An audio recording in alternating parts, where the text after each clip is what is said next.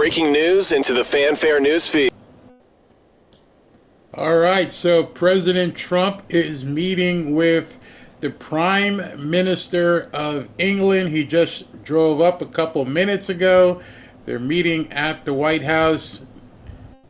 There's President Trump, there's Prime Minister Starmer, and the meeting is now underway. Of course. Can you get a peace deal done in Ukraine? Yes. How confident are you, sir? Does the Prime Minister do really get a backstop with you? All right, that's all there was to it. Prime Minister Starmer met with Donald Trump. They walked right in. I'm feeling kind of naked today. There's something wrong. Something's different. I'm not really sure what's different, but I think you guys will figure it out. I'm testing something. Actually, this morning, I had to do a pre-recorded interview with a congressman, and I thought, I gotta look the part more if I want to get into the White House. So I'm testing something. I don't know how it works. It kind of feels funny with the air conditioning on my dome, but we'll see what happens. So anyway, welcome today for the afternoon edition of Fanfare. Thank you guys all for coming on in. Here's what we got in store. We got the show. We're going to do a little bit of news at 1:30 in about 20 minutes or so. We're going to do our interview with Congressman Dr. Neil Dunn. I hope you guys enjoy that. That'll take us right up to the 2 o'clock hour when President Trump and Premier Starmer are going to do a joint press conference, which should be pretty interesting. Let's say that lasts about an hour. And then at 3 o'clock, we're going to have Mark Mitchell from Rasmussen's Reports. We always have a good time with Mark. It's a lot of fun. So without further ado, let's get into the news of the day because I got some interesting things to show you guys. Republicans love Donald Trump the way Grimace loves Ronald McDonald. Take a look here. Republicans' net approval rating, February of 2017, it was plus 77 points. Somehow it's even gone up. Look at this. It's plus 82 points at this point. You do not want to upset the Republican voters if you are a Republican member of Congress, because Donald Trump at this point has a popularity that, truthfully, is sky high. If you were to take Congress and Donald Trump and tell voters, okay, you choose whose side you want to be on, who are they going for? Yeah, who are they going for? If you match up the GOP in Congress versus Donald Trump, who do Republicans trust more?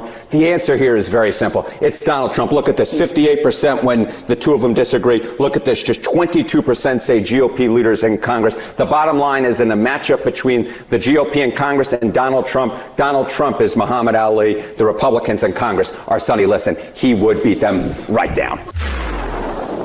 All right, so Barry, we know this. Why are you playing this? Because obviously there is a lot of people, on the left, especially in the liberal media, who don't understand what you just saw.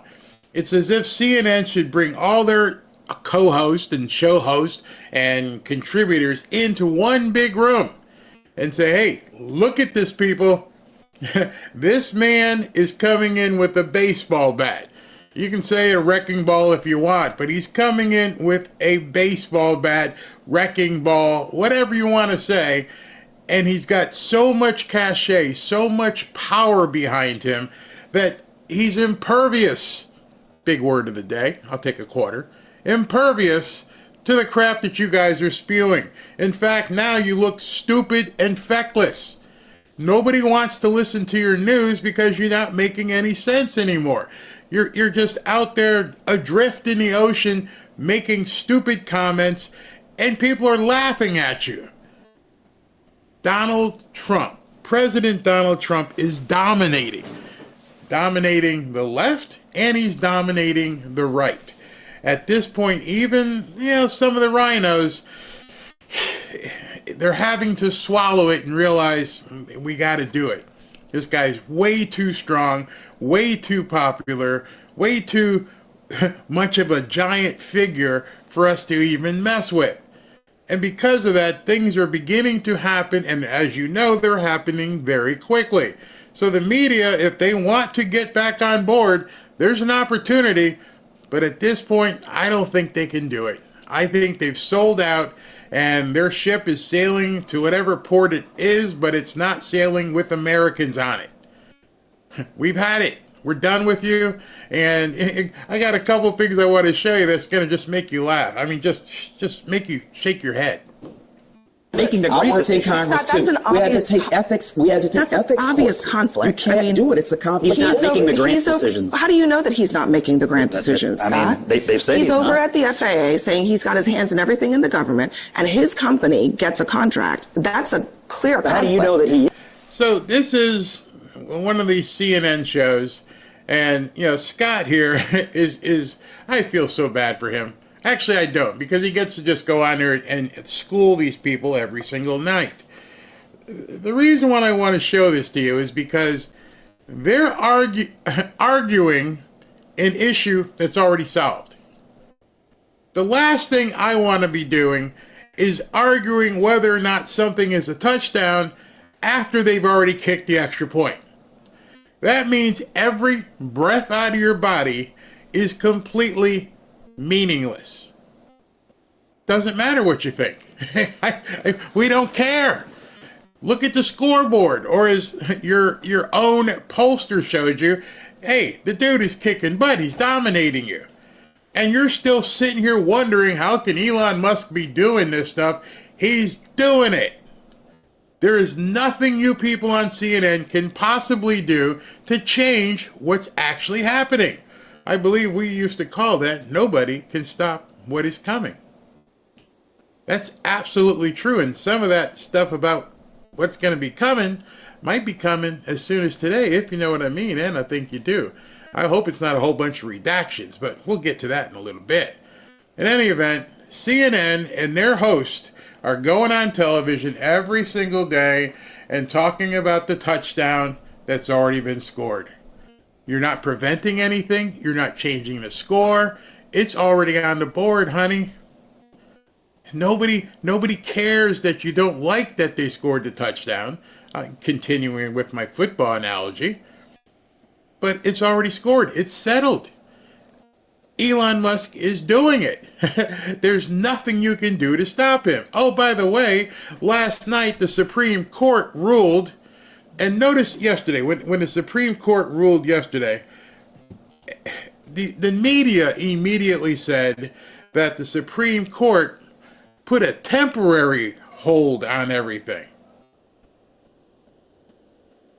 Did they say that when they got the stupid judgment? Because in essence, or not in essence, what they had wasn't a winning lawsuit, as some of the Democrats like to say.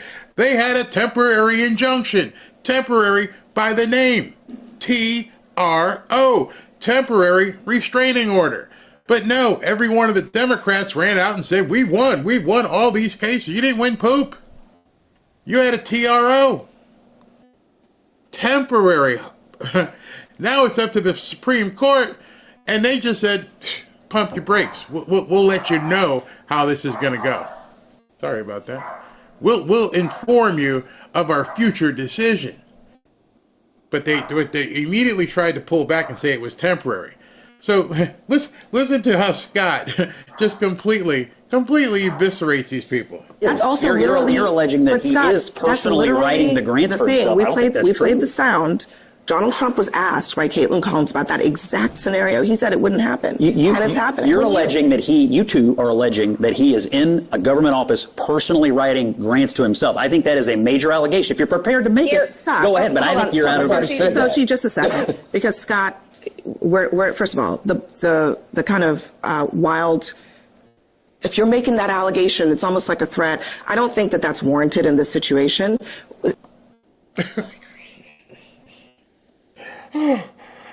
Their entire show is about making allegations, and Scott says something, hey, I don't think you should say that. It's like a threat, telling her she might get sued. Well, you might.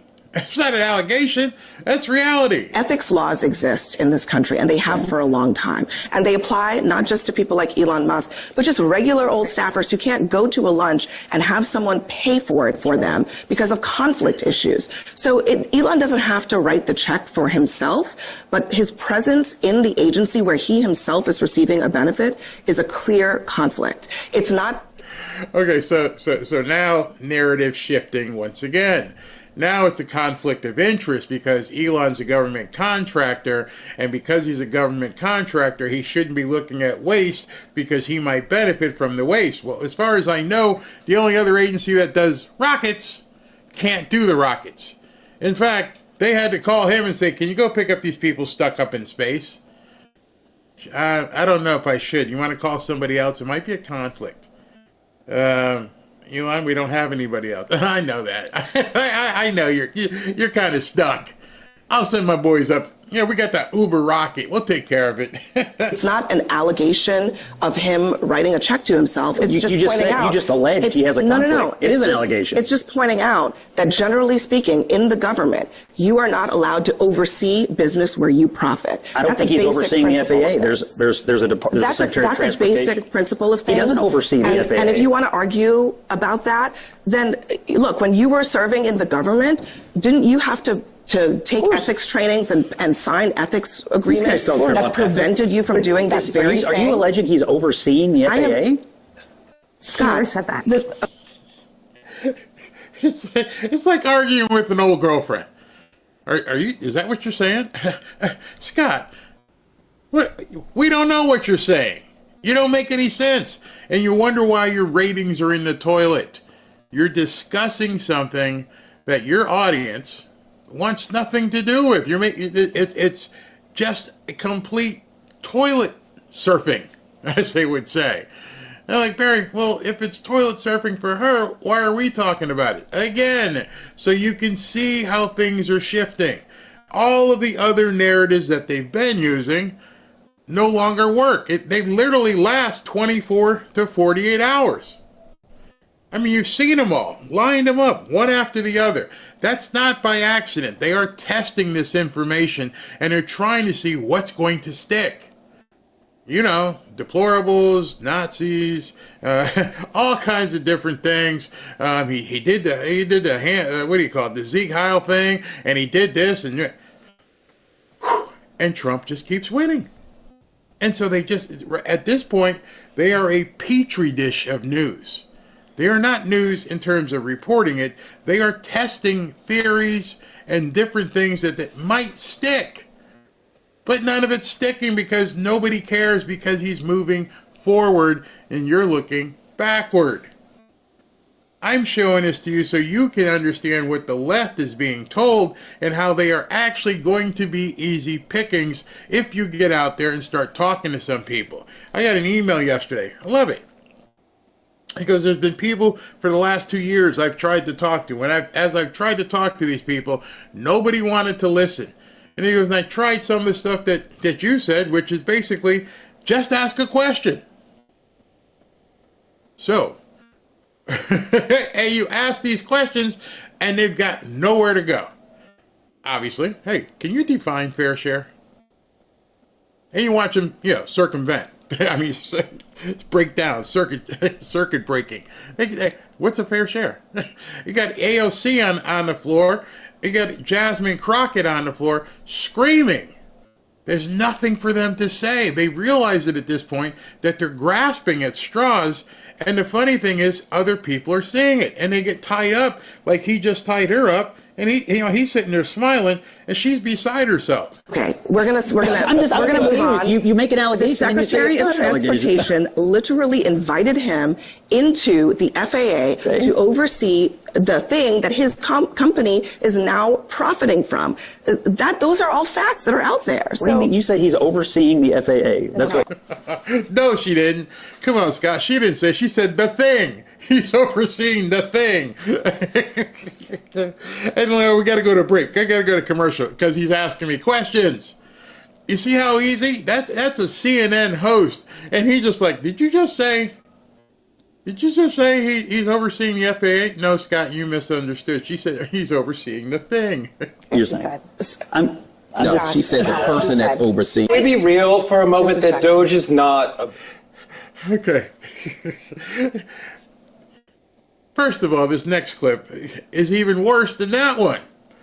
And all Scott Jennings does, and there's a tweet going on about it, and it's perfect, which I'm trying to get across to you. is when these people talk, just repeat back to them what they say and watch them short circuit. You just said he's the head of the FAA or of the thing. I'm going to go to commercial. That's all you have to do. Let him talk. Continue. Okay, so here's what you just said. And then watch him explode. Perfect example right here. This is textbook. Listen and repeat. That's all you have to do.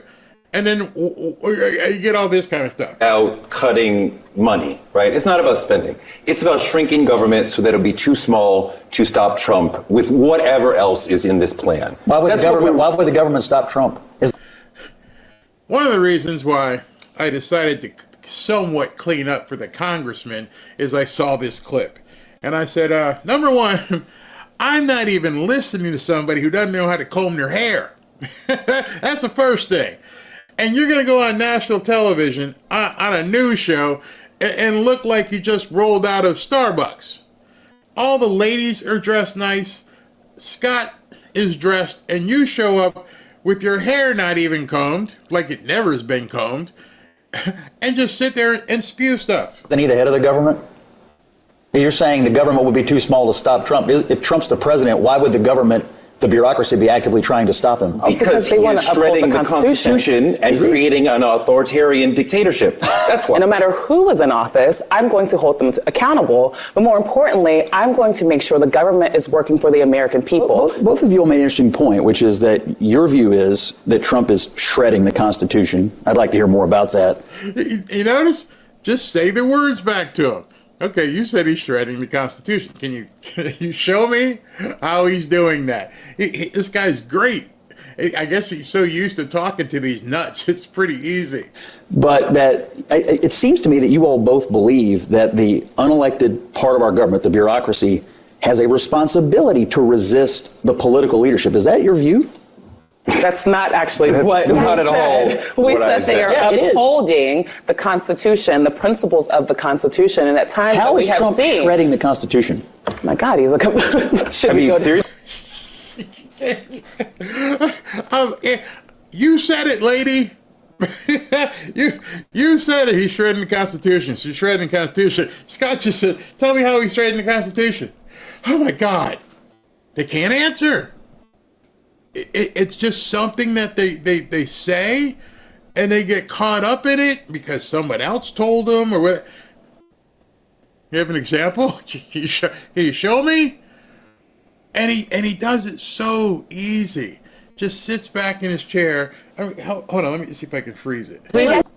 Just sits back in his chair easy, and look at her face. He got me. That's how you deal with liberals.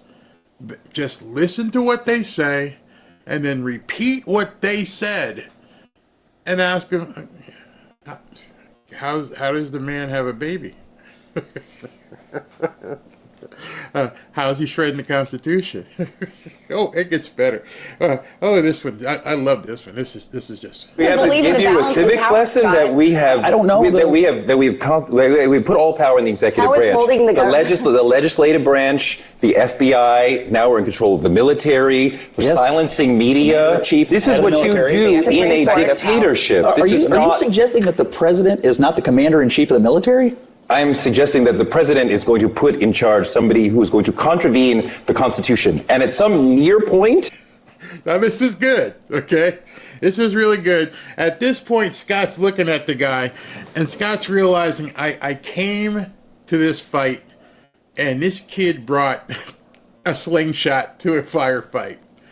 He just set some bait that this liberal, non-combing of the hair nut job doesn't even realize he's been had. It's over. The argument is over right now. He's just letting you set the hook. Listen to what he said, because what he said was Donald Trump is going to basically put in place people in the media that he can control. Listen to Scott's response here. This conversation will look very silly for you because it will be obvious. And right now you're gaslighting. When we get to the actual rubber of the road of this, it will be clear. I'm interested in this conversation. He's going to put someone in charge who will contravene the Constitution. Like who? What do you mean by that? The president is in charge of the military, is he not? You said he's going to put someone in charge of the military? The president is in charge of the military. That is... Oh, God. You literally saw him short circuit on television. He's going to put someone in charge of the military, right? Yeah. Okay. You do realize he's the commander-in-chief. He's in charge. I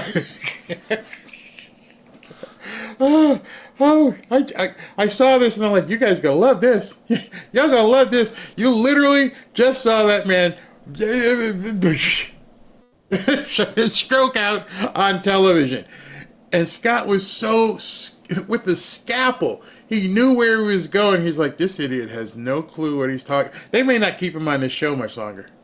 I want y'all to hear this again, because this is just must-see TV, because you got to watch googly-eyed, no comb the hair guy here completely melt down. Just pay attention. I mean, seriously, do we have to give you a civics lesson that we have? I don't know. We put all power in the executive branch. The legislative branch, the FBI. Now we're in control of the military. We're silencing media. This is what you do in a dictatorship. Are you suggesting that the president is not the commander-in-chief of the military?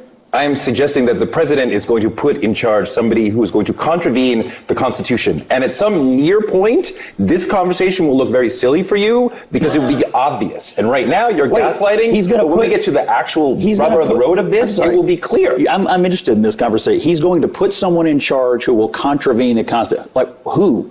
What do you mean by that? The president is in charge of the military, is he not? You said he's going to put someone in charge of the military? The president is in charge of the military. That is how it works. He was elected president. We, according to the Constitution. Oh, my goodness. All you have to do is repeat their words. It literally is that simple. You got to listen. Don't get into the argument. Listen to what they say.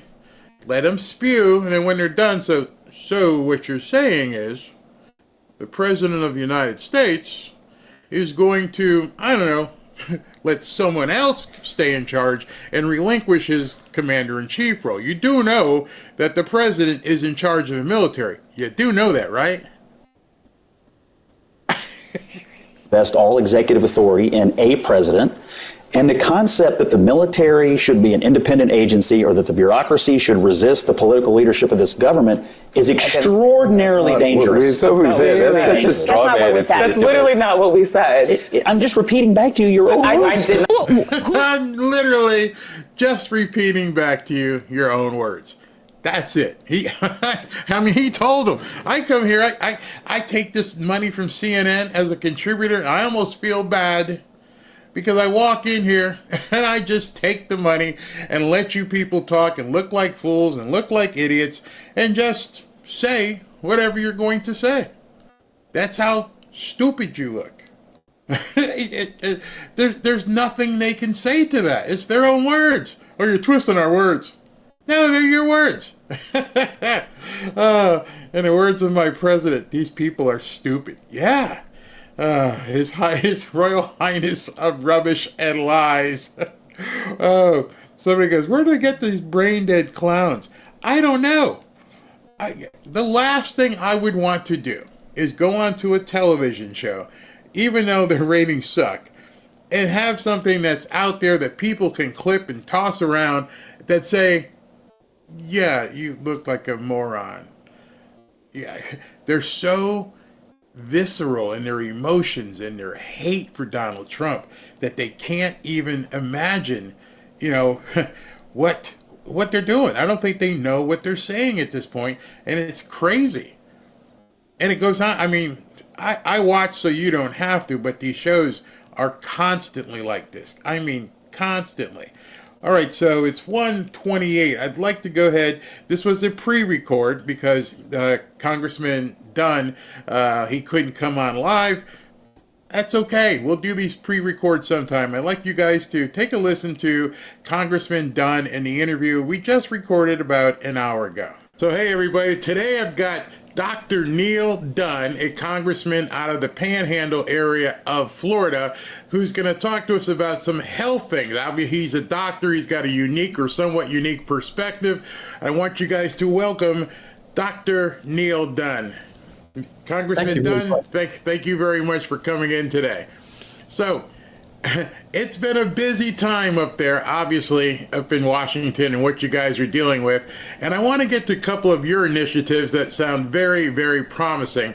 But first, I'd like to get your opinion on a couple things that popped up in the last 24 to 48 hours involving Mike Johnson and one of the members of Trump's cabinet, because this kind of stuff is really bothering me in terms of how the media and certain people are being portrayed. So I'd like you to take a listen to these two videos. It's like 60 seconds. Check this out.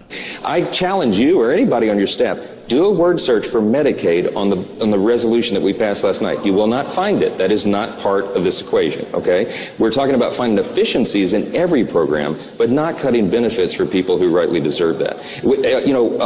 Work requirements for Medicaid. That is something that, as public opinion polls, almost 90%. You don't want able-bodied workers on a program that is intended, for example, for single mothers with 2 small children who's just trying to make it. That's what Medicaid is for, not for 29-year-old males sitting on their couches playing video games. We're going to find those guys and we're going to send them back to work. That's what everybody supports. That's what the Republicans are for. And by the way, we find dignity in our work. That's going to be good for everybody. President Trump has made it clear that he wants Medicaid and Medicare and Social Security to be safe for all people who deserve it. Now, if there's fraud anywhere in government, of course we're going to look at it. But he 100% is behind keeping all those programs safe for the people who need those programs. Are you? So, obviously, the Republicans and you as in the medical profession, there's a messaging problem, a huge messaging problem with the media. As you can see, Caitlin Collins, she looked upset that Mike Johnson was schooling her. How do we, as Republicans, and myself as a Trump supporter and a Republican, how do we improve our messaging so that we can combat this obvious gaslighting?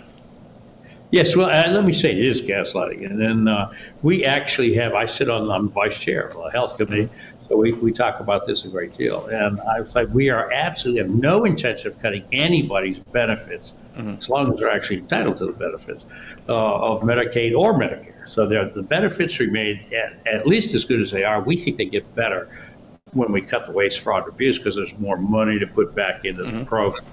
And by the way, there is an enormous amount of waste, fraud, and abuse.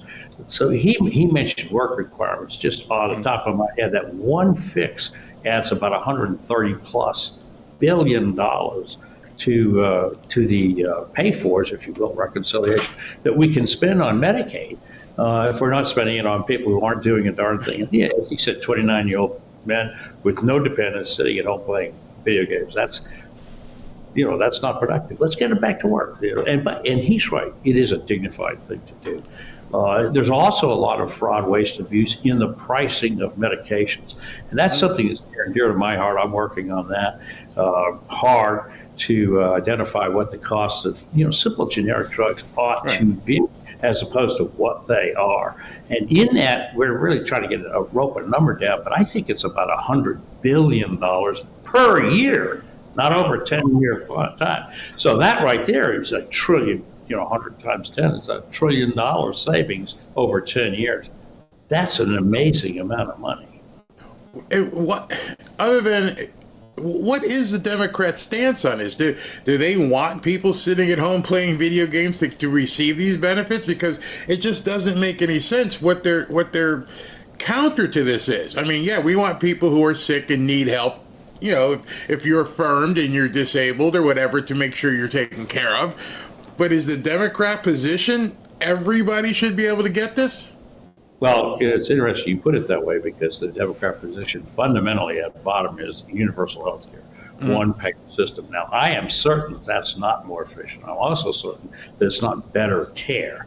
I think the best care happens when doctors, patients, or families sit down and make decisions together, not the government. They don't need to be at the table. They don't know what the heck medicine is. And, when I came up through school, it really was a patient-physician relationship. But at this point, only about a quarter of the doctors in the country are actually working for their patients.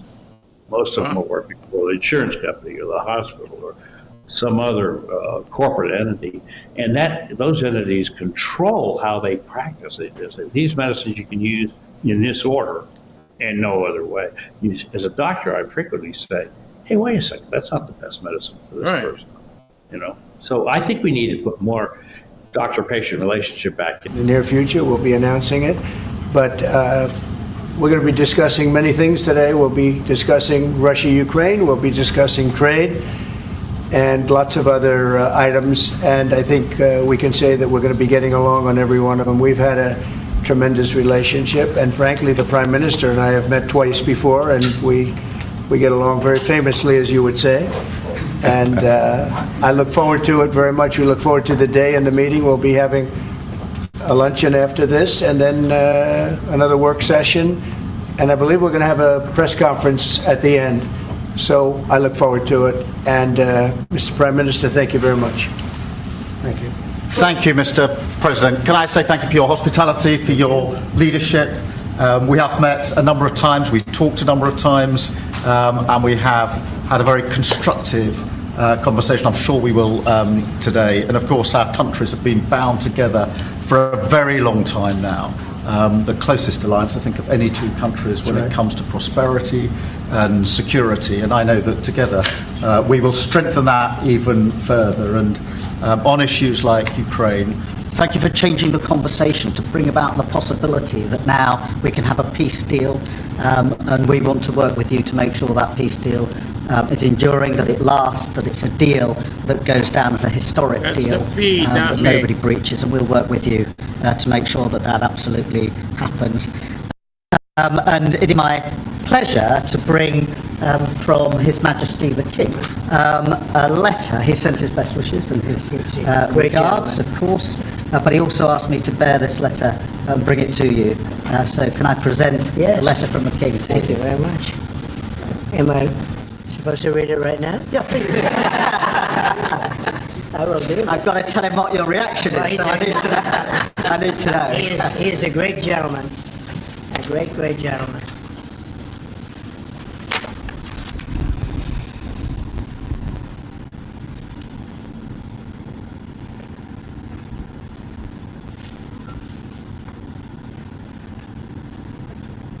Oh, that's well, that is really nice. I must make sure his signature's on that. Otherwise, it's not quite as meaningful. It is, and that's quite a signature, isn't it? Beautiful.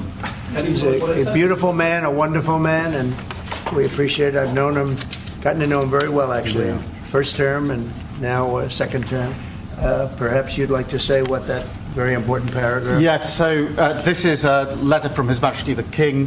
It's an invitation for a second state visit. This is really special. This has never happened before. This is unprecedented. And I think that just symbolises the strength of the relationship between us. So this is a very special letter. I think the last state visit was a tremendous success. It was. His Majesty the King wants to make this even better than that. So this is truly historic, an unprecedented second. This has never happened before. This is unprecedented, and I think that just symbolises the strength of the relationship between us. So this is a very special letter. I think the last state visit was a tremendous success. It was. His Majesty the King wants to make this even better than that. So this is truly historic, an unprecedented second state visit, and he wants to talk that through with you. And that says at Windsor. That's really something. Yes. What I haven't got yet is your answer. I do need to. The answer is yes. On behalf of our wonderful First Lady, Melania, and myself, the answer is yes, and we look forward to being there and honoring the King and honoring really your country. Your country is a fantastic country, and it'll be our honor to be there. Thank you very much. Well, thank you very much, Mr. President. I shall happily take that back to His Majesty. It's beautiful. Thank you. Thank you. Thank you. I'm going to keep that one. You're going to keep that one. Mr. President Trump, Andrew and Tristan Tate landed in Florida today on a private jet after being released from custody in Romania. They are accused rapists, human traffickers, not thought of as good people in many circles. Did your administration pressure the Romanian government to release them, and if so, why? I know nothing about that. I don't know. You're saying he's on a plane right now? He's back. They already did. Yeah, I just know nothing about it. We'll check it out. We'll let you know. I do. Look, obviously this involves, there's an English element here, so obviously it's important that justice is done, and human trafficking is obviously, to my mind, a security risk, and so we'll catch up with the story in due course. You're aware? Are you aware? I didn't know anything about it. Yeah. Mr. President, veterans make up 30% of the federal workforce. Are you tracking how many veterans have been fired so far? Yes, we are. We are, and we take good care of our veterans, so we're watching that very carefully, and we hope it's going to be as small a number as possible. But we are having great success in slimming down our government. It's been really very successful, and some took payouts and buyouts, and others took other things, and some people we're finding out don't even exist. We're finding that we have a lot of people that don't exist, that people thought that did. We will be making a statement on that, but we're taking care of our veterans. We love our veterans. We're going to take good care of them.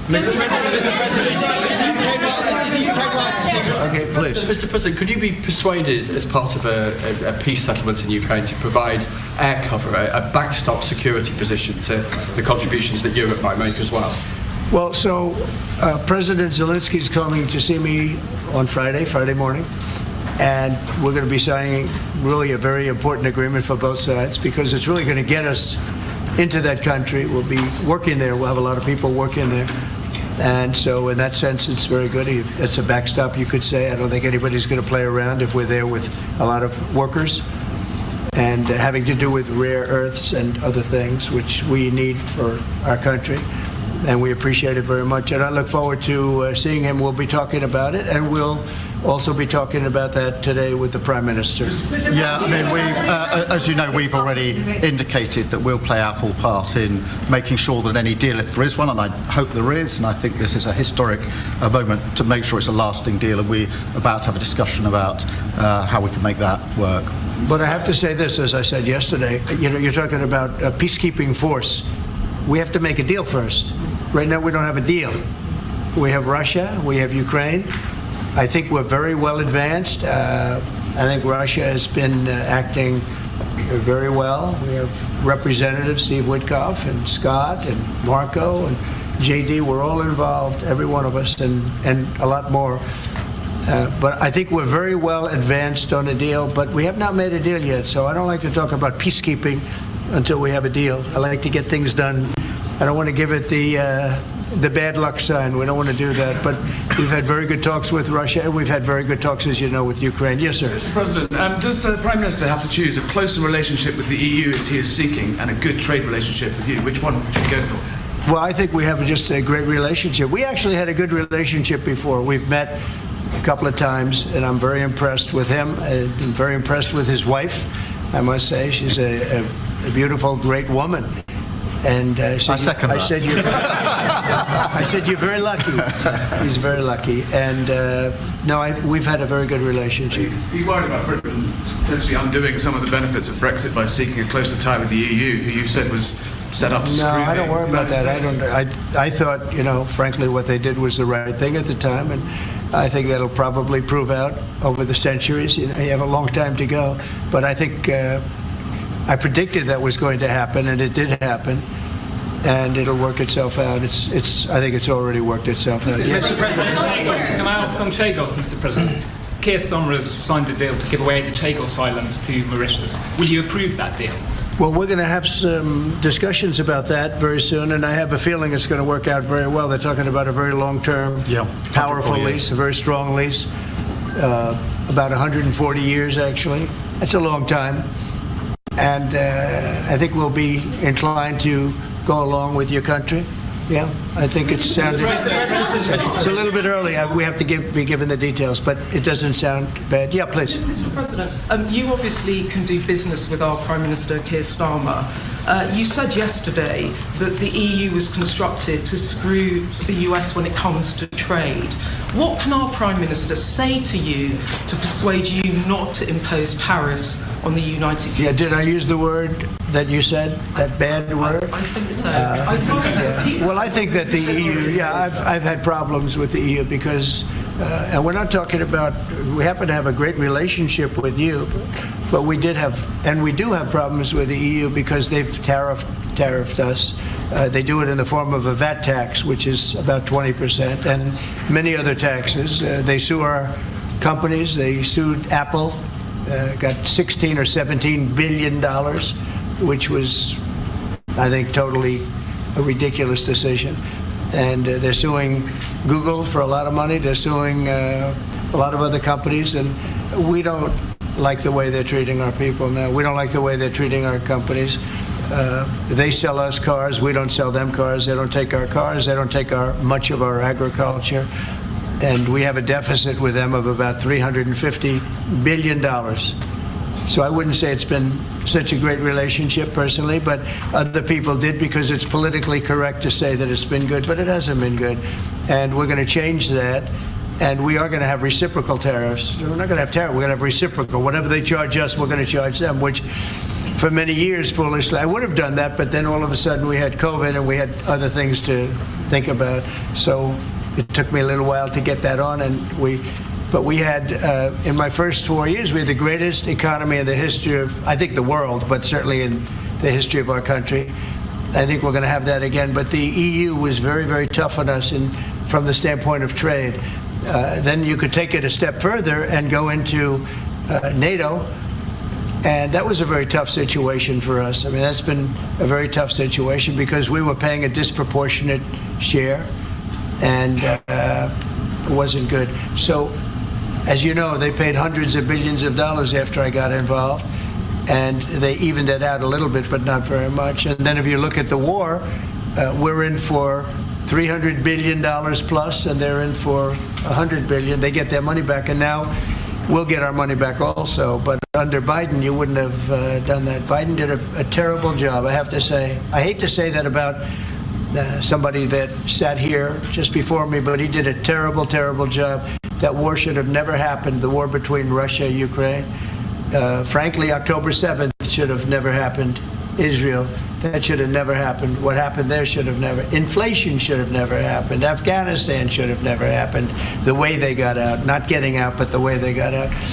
So, but I can say that as far as we're here for a different reason, we're talking about a very different place, and this is some place that I have investments there. I own Turnberry, I own Aberdeen, and I own a great place called Doonbeg in Ireland. So, you know, I have a great warm spot for your country. And our trade, obviously, is fair and balanced, and in fact, you've got a bit of a surplus, so we're in a different position there. And obviously, we've contributed hugely in relation to Ukraine, and taken together with Europe, there's about 50% It'll work, gone in. It'll work. It's going to work. Thank you. So does that mean there won't be any sanctions on the UK then? We'll have to take a look. I mean, we're going to have a good discussion today, and we have some very talented people on the other side, and we have some people that probably aren't as talented as them, but they're pretty good. Marco, what do you think? Our people are pretty good. And no, we're going to have a good discussion, and we'll be talking about that. Mr. President, I just wanted to ask, Mr. Starmer, Prime Minister, has said that he believes that Vladimir Putin would be at risk of invading Ukraine again without a sufficient backstop. Do you think that Vladimir Putin would be likely to invade again in the event of a peace deal? I don't think so. I think when we have a deal, it's going to be the deal. I don't think if I didn't win the election, I don't think we'd be even talking to Putin right now or anybody else. I think it would just, you know, I don't know if you're looking at the stats, but thousands of people are being killed a week, soldiers mostly, because the towns have been destroyed. But thousands of soldiers. This was a very bad week, by the way. I get the stats. Terrible numbers. And you're talking about a human life. Number one, I want to see that. And it doesn't involve American soldiers, but it's Russian and Ukrainian soldiers. And I think I'm speaking for both. Number one, we want to see that stop. And number two, I want to stop paying the kind of money that we're talking about. You know, we're helping, and we're helping NATO, but we're helping a lot, more than anybody else by far, and I want that to stop also. Mr. President, Jeff, go ahead. Thank you, sir. You talked about trade tariffs this morning on your social media site. Just a question about China. 10% tariffs has already been implemented on China. Are you planning to do an additional 10 above the 10? This will be an additional 10 above. And is there, from the talks with Canada and Mexico so far, are you not seeing the progress that you wanted in order to? I don't see it at all. No, not on drugs. We've done a great job. If you look at Tom Homan, he's been incredible, and Christie, they've done a great job in terms of the border. But the drugs continue to pour into our country, killing hundreds of thousands of people. We're losing substantially more than 100,000 people. I mean, dead. They're dead. The families are destroyed after that happens. So it's, you know, it's not just that. That's the ultimate. But the families are absolutely destroyed. The drugs come in through Mexico. They come, a lot of them, not all of them, but a lot of them come from China. And that's why we did that. It's 10 plus 10. In 10 case, plus 10. was there confusion on that? There was, sir, yeah. Okay, 10 plus 10. It's a second 10. And I think you're going to see, eventually you're going to see drugs stopping, because the country should not be allowing those drugs to come into the United States of America. And we're not going to allow it to happen. So that goes on the 4th of March. And then on the 2nd of April, we have reciprocal tariffs. That's reciprocal, where we charge countries what they're charging us, and nobody should have a problem with that. We have reciprocal. It's reciprocity. It's something that I think everybody I've spoken to said that's fair, and it is. If somebody charges us 25%, we charge them 25. If somebody charges us 10 or 15 or 30 or 70, we charge them an exact like amount, and it's pretty simple, but it's reciprocal tariffs, because the United States has been taken advantage of by many, many different countries, including our friends, friend and foe. And in many cases, our friends took bigger advantage of. When you talk about the EU, we're talking about the EU. The EU has been really very bad to us in terms of trade. And I'm a different kind of a president. I can't let that happen. Thank you. Please, ma'am, go ahead. Mr. President, what would you be willing to do if Vladimir Putin did not stick to the terms of any deal on Ukraine? If he not what? If he did not stick to the terms of any deal on Ukraine, because he has a history of not sticking to his word when it comes to international agreements. I think he'll keep his word. I think I've spoken to him. I've known him for a long time now. You know, I've known him. We had to go through the Russian hoax together. That was not a good thing. It's not fair. That was a rigged deal, and had nothing to do with Russia. It was a rigged deal with inside the country, and they had to put up with that too. They put up with a lot. It wasn't just us. They had to put up with it, with a phony story that was made up. I've known him for a long time now, and I think he will. I don't believe he's going to violate his word. I don't think he'll be back. When we make a deal, I think the deal's going to hold. Now, they're going to have security. You're going to have security. You're going to have soldiers. I know France wants to be there. The president has said he wants to have soldiers there. I don't think we're going to even be necessary, but I don't think there'll be any problem with keeping the deal with the security. We're going to discuss that. You want to say something? No, I was just going to say, I mean, the deal, if we get it, is going to be hugely important. I don't think it would have happened if the space hadn't been created for it by yourself. But if there's a deal in, we've got to make sure it's a deal that lasts, that is not temporary, that lasts, and that's why we need to make sure that it's secure, and we've lent in and said we'll play our part, and we've talked and we will talk about how we work with yourself, Mr. President, to ensure that this deal is something which is not violated, because it's very important that if there is a deal, we keep it. And that will be, and I think I can say that will be the easy part. That's the part we look forward to, because putting security there, that's the part we all look forward to. That's easy. The difficult part is getting the deal made. So, but I think we've come a long way. Did you have something? Yeah, on a personal level. He's got such a nice face. He's smiling. But watch, he'll ask a total killer question. Those are the ones. I've known him a long time. They're the ones that get you. No, he looks like a nice guy. On a personal level, Mr. President, what do you get on most? What's your common ground with Sir Keir Starmer? Because you're both from different political backgrounds. It's true. I think I can say this because we've known each other now really for a little while. This is not our first meeting, as you know. He loves his country, and so do I. That's our common theme.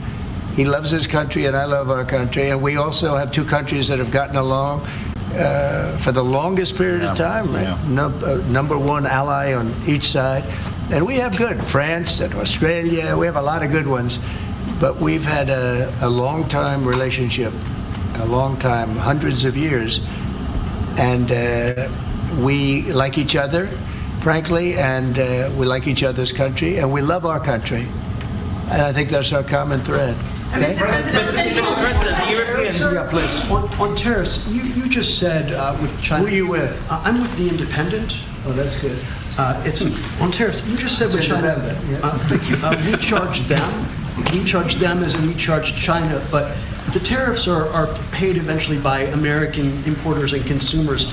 No, they're not. No, I think they're paid for by the country. But, you know, look, we can get into that. I put a lot of tariffs on in my first term, and we made tremendous amounts of progress because of those tariffs. China paid us hundreds of billions of dollars, billions. We never had because they took advantage. And President Xi's a friend of mine, but he knows better than anybody he took advantage of our country. He took advantage of presidents that didn't know what they were doing. And they expect them. They actually expect them. The smart countries expect them from me because they know me and they know our country. But they got away with murder for decades, and we just can't let that happen anymore. Behind you, please. That's very kind, Mr. President. It sounds as though one of you completely trusts President Putin and one of you doesn't trust him an inch. Have I got that right? And why do you trust him? Look, you know, it's trust and verify. Let's call it that. And I think we both can be that way. You have to verify because you never know what's going to happen. I know a lot of people that you would say no chance that they would ever deceive you, and they're the worst people in the world. I know others that you would guarantee they would deceive you, and you know what? They're 100% honorable. So you never know what you're getting. No, I have confidence that if we make a deal, it's going to hold. Mr. President, on fentanyl, Mr. President, less than 1% of all fentanyl that comes into the U.S. is apprehended at the Canadian border. So why use fentanyl as a reason because they should be apprehending much more. They're only apprehending 1%. You're right about that. It's a little more than that. But they should be apprehending much more because a lot comes through Canada. And as Mexico gets stronger in terms of the border, it goes up to Canada. And a lot of drugs are coming in through Canada. We can't have that. Mr. President, yeah, go ahead, please, in the back. Is there anything you can say tomorrow to President Zelensky to reassure him that his country's war hasn't been in vain and its sovereignty is not going to be threatened by any deal with Russia? Well, you know, he's coming. Perhaps he's already on his way. And we're going to be signing the deal together, probably in front of the media. And we're going to be having a good conversation. No, we want to work with him. President Zelensky, she said before, we want to work with him, and we will work with him. I think the president and I actually have had a very good relationship. It maybe got a little bit testy because we wanted to have a little bit of what the European nations had. You know, they get their money back by giving money. We don't get the money back. Biden made a deal. He put in $350 billion. And I thought it was a very unfair situation. We're not getting all of ours. I mean, quite a bit of ours was gifted. It was given. There were some loans, but mainly it was gifted, actually.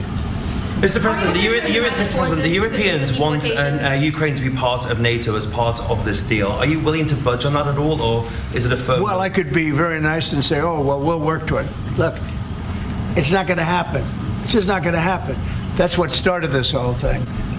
Biden said that, and all of a sudden the gun started. That was one of the primary reasons this started. And this was long before President Putin. They never said it was an impossibility.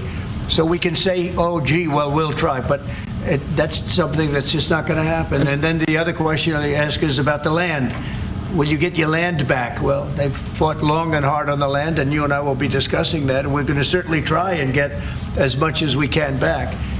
But on the NATO, it's just not, that's not going to happen. Yeah, please. Mr. President, you talked about having common ground with Keir Starmer, but there are things you disagree on as well. You described Zelensky as a dictator. He describes President Putin as a dictator. Do you see that as a problem?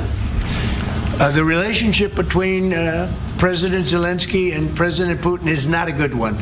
You've noticed, right? It's not a good one. It's not a good relationship. And we're going to have to try and work something out. Sometimes that happens. I get along with both. I have a very good relationship with President Putin. I think I have a very good relationship with President Zelensky. And now we're doing the deal, and we're going to be in there. We're going to be actually in there and digging our hearts out. And hopefully, we need the rare earth, and we have some here, but we don't have enough. Our economy is very strong, and we need a lot of things that, in some cases, we don't have here. So I think we're going to have a very good relationship, but the relationship between them is not the best. Mr. President, do you still think that Mr. Zelensky is a dictator? Did I say that? I can't believe I said that. Next question. Will you be discussing AUKUS, sir? Yeah, please, go ahead. Yeah, sir. George Parker from the Financial Times. Can you see any situation where US forces could be deployed as a backstop in a peacekeeping operation in direct confrontation with Russian forces? Well, there is a backstop thing. First you're going to have European countries because they're right there. We're very far away. We have an ocean between us. But we want to make sure it works. So I don't know when you say backstop, you mean a backstop psychologically or militarily or what? But we are a backstop because we'll be over there. We'll be working in the country. We're going to be, that's a great thing economically for them because, when you talk about economic development, we're going to have a lot of people over there. So we'll be working in the country. So I just don't think you're going to have a problem. I think when we have an agreement, you can say whatever you want about security, who's going to do it, and that's going to be a very pleasant conversation. The hard conversation is, will we have an agreement? And I think the answer is yes. I think Russia will agree, and I think that I really believe Ukraine will agree also. So will you discuss AUKUS as well? Just to follow up on that, if British troops are in Ukraine keeping the peace and get attacked by Russia, will you come to their aid? If the British people are in Ukraine and they get attacked, if British soldiers are in Ukraine. I've always found about the British, they don't need much help. They can take care of themselves very well. You know what? No, it sounds like it's evasive, but it's not evasive. The British have been incredible soldiers, incredible military, and they can take care of themselves. But if they need help, I'll always be with the British, okay? I'll always be with them. But they don't need help. You look at their career, you have done very well over the years, haven't you? We have. I'm very proud of our country. And but we've also always been backing each other up between our two countries. That is why this is the greatest alliance for prosperity and security I think the world has ever seen. Whenever necessary, we've absolutely backed each other up, and that's at the Could core you take on Russia by yourselves? Well... All right, one or two more. Yes, ma'am? In his remarks at the Munich Security Conference, Vice President Vance condemned free speech violations in the UK, particularly. Could you respond? What is your message? I have an idea. We have the man right here. Come on. Let's go, JD. We're putting you on stage. Great. Look, I said what I said, which is that we do have, of course, a special relationship with our friends in the UK and also with some of our European allies. But we also know that there have been infringements on free speech that actually affect not just the British. Of course, what the British do in their own country is up to them, but also affect American technology companies and, by extension, American citizens. So that is something that we'll talk about today at lunch. We've had free speech for a very, very long time in the United Kingdom, and it will last for a very, very long time. Well, no, I mean, certainly we wouldn't want to reach across US citizens, and we don't, and that's absolutely right. But in relation to free speech in the UK, I'm very proud of our history there. We discussed AUKUS, though. We've been discussing AUKUS with the Australians and the Brits. Will you be discussing AUKUS with the Prime Minister, sir? What does that mean? AUKUS, the Australia-US Defence Alliance. Yeah, well, we'll be discussing that. We've had another great relationship, and you have too, with Australia. Yeah. We've had a very good relationship with Australia, please. Mr. President, while we have the Vice President here, are you both disappointed that the AfD didn't come first in the German elections, given your previous support for them? No. Whatever happens with Germany, look, the relationship has been very strong with Germany, but we'll have to see what happens. They have a lot of things going on right now. We'll have to see. No, I'm not disappointed about anything. If anything, you would say that the group that we would be most opposed to lost. And but we got along with them also. We have a very good relationship with all groups in Germany. Former Blackwater CEO Eric Prince was on our channel News Nation. He was talking about his proposal to use private forces to assist in deportations. Have you read that proposal, and do you support it? No, I haven't seen it. I don't think it's necessary. Our people are doing a phenomenal job. I wouldn't be opposed to it necessarily, but I'd go to our military people, and I'd go to Tom Homan and Christie. I'd go to the various and ask, but I don't see it as being. We're doing unbelievably in getting people out, getting criminals out, people that should have never been here, that the Biden administration with their stupid open borders should have never allowed. They came in from prisons and jails and mental institutions, and gang members and drug dealers coming into our country like this. We're getting them out, and we're doing really well. I mean, the level of effectiveness has been incredible. Everybody's talking about it. How about one more? Mr. President, you've asked. Mr. President, one on the Middle East. Go ahead. You look so nice. Here we go. Here's the kill. Mr. President, are there areas specifically of Ukraine that you're talking about in giving back, specifically Crimea? Have you gotten to those details yet on such an agreement? Well, you mean the areas that were taken? Yeah. There are a lot of areas that were taken. Yeah, we've talked about it. A lot of the sea line has been taken. And we'll be talking about that, and we're going to see if we can get it back, or get a lot of it back for Ukraine, if that's possible. We'll be seeing about that, okay? Thank you very much, everybody. Thank you, Chris. Thank you very much. Chris. Appreciate it. We're headed out. Thank you. Okay, so that was not the press conference. The press conference we're going to have to keep an eye on, because that was just a gaggle inside of the White House. What's really weird is at 2 o'clock they're supposed to start the press conference. It's 2:05. So soon, that was just a meeting. And they, again, as Trump has been doing and the White House has been doing, they're releasing these videos after the things happen. That's why it often says moments ago, because it didn't happen right now. It's not, that wasn't live. They had their meeting and they released that and they took questions, and then what they're going to do is have their but press conference in a little bit, which I definitely will cut to as soon as that comes up. In the interim, I'd like to continue with my interview with Congressman Dunn, because I think it's important, and plus he spent the time with me, so I really want to, let you guys hear what he has to say. But I will be monitoring all the feeds to make sure as soon as they step out for the press conference that we go ahead and take it. Into this thing in less government relationship. It's something you said kind of piqued my interest when you said, of course, we know they've been trying to push universal health care for quite some time. Is this their wedge? Is this what they're trying to do with Medicaid? Is actually turn it into some sort of universal health care? Yes, but I think it's only part of the answer. The other part of the answer is just pure politics. And, they're looking for a soundbite message, and the message, soundbite message, they're going to cut Medicaid. No, we're not going to cut Medicaid. We're going to clean up the waste, fraud, and abuse. But anybody who deserves or is eligible to be on Medicaid will have the same benefits or better under our program. I mean, the outright lying at this point is going way beyond just the media. I saw this. I wanted to bring it to your attention. I had Representative Tiffany on yesterday or the day before, and it was interesting. And he was talking about what Tony Evers is doing in Wisconsin. The whole inseminated person thing in terms of regards of talking about a mom. And even he just flat out lies, as you can see on the screen. Every Wisconsin Republican voted last night to potentially gut federal programs like Medicaid to kids, families, millionaires, billionaires, same old stuff all the time. Exactly. It's always, to help the billionaires and not to, but I'm a doctor, for God's sake.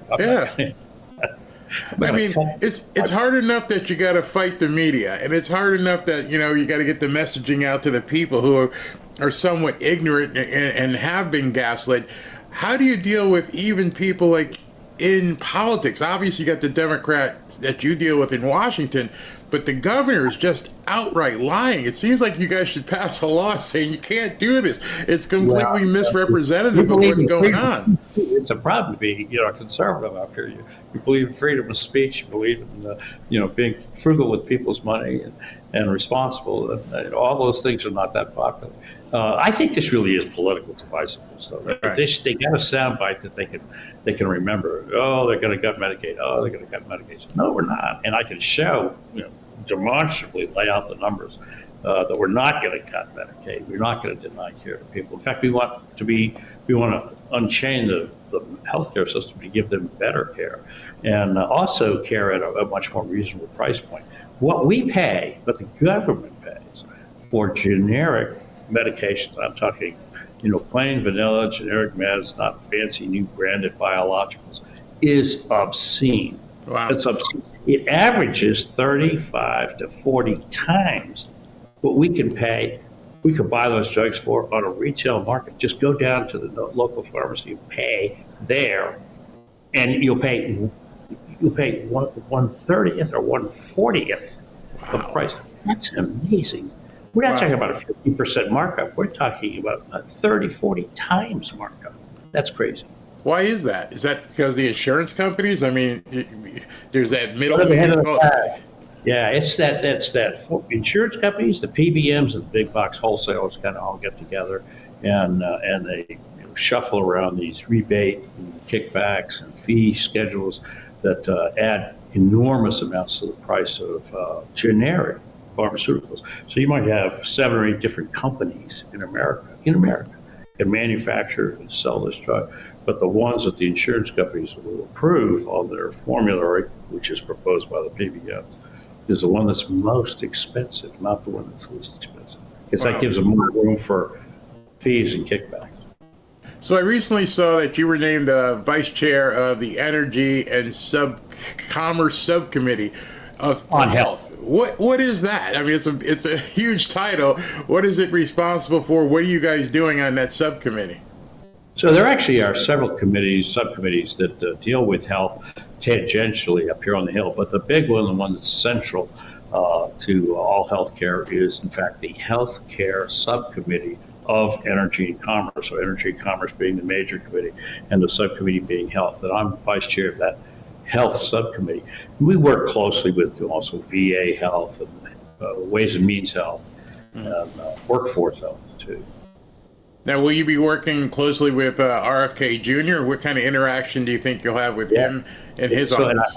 And I confess I haven't met him yet, but I am looking forward to working with him. I think he's going to be very positive to work with, because we're going to work with, he's already addressed these things with the PBM, generic drugs, so I know we're aligned there. That's something we should be able to work on very productively together. He also wants to clean up the food supply, get some of these additives out that are in American food that simply are not in European food.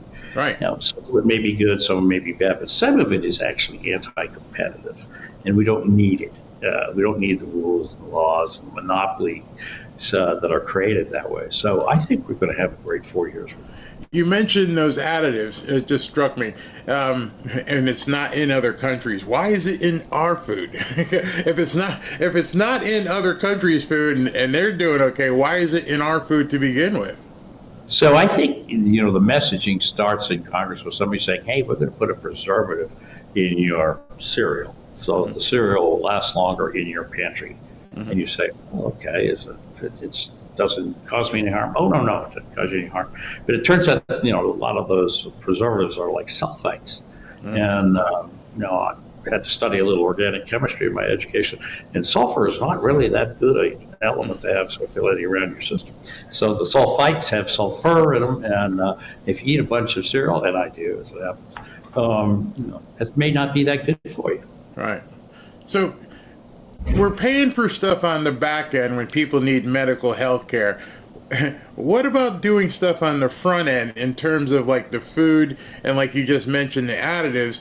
I mean, is there any way to talk to a cereal producer or a cookie or any kind of producer and say, here, by law, you are not allowed to put in X amount of sugar? And would that not help just drop diabetes and a lot of, I mean, you can see me, I was a football player, I ate like, but I can't eat like I used to. And I had to learn, it's like, I can't eat that muffin? Nope, you can't eat it. But I love muffins.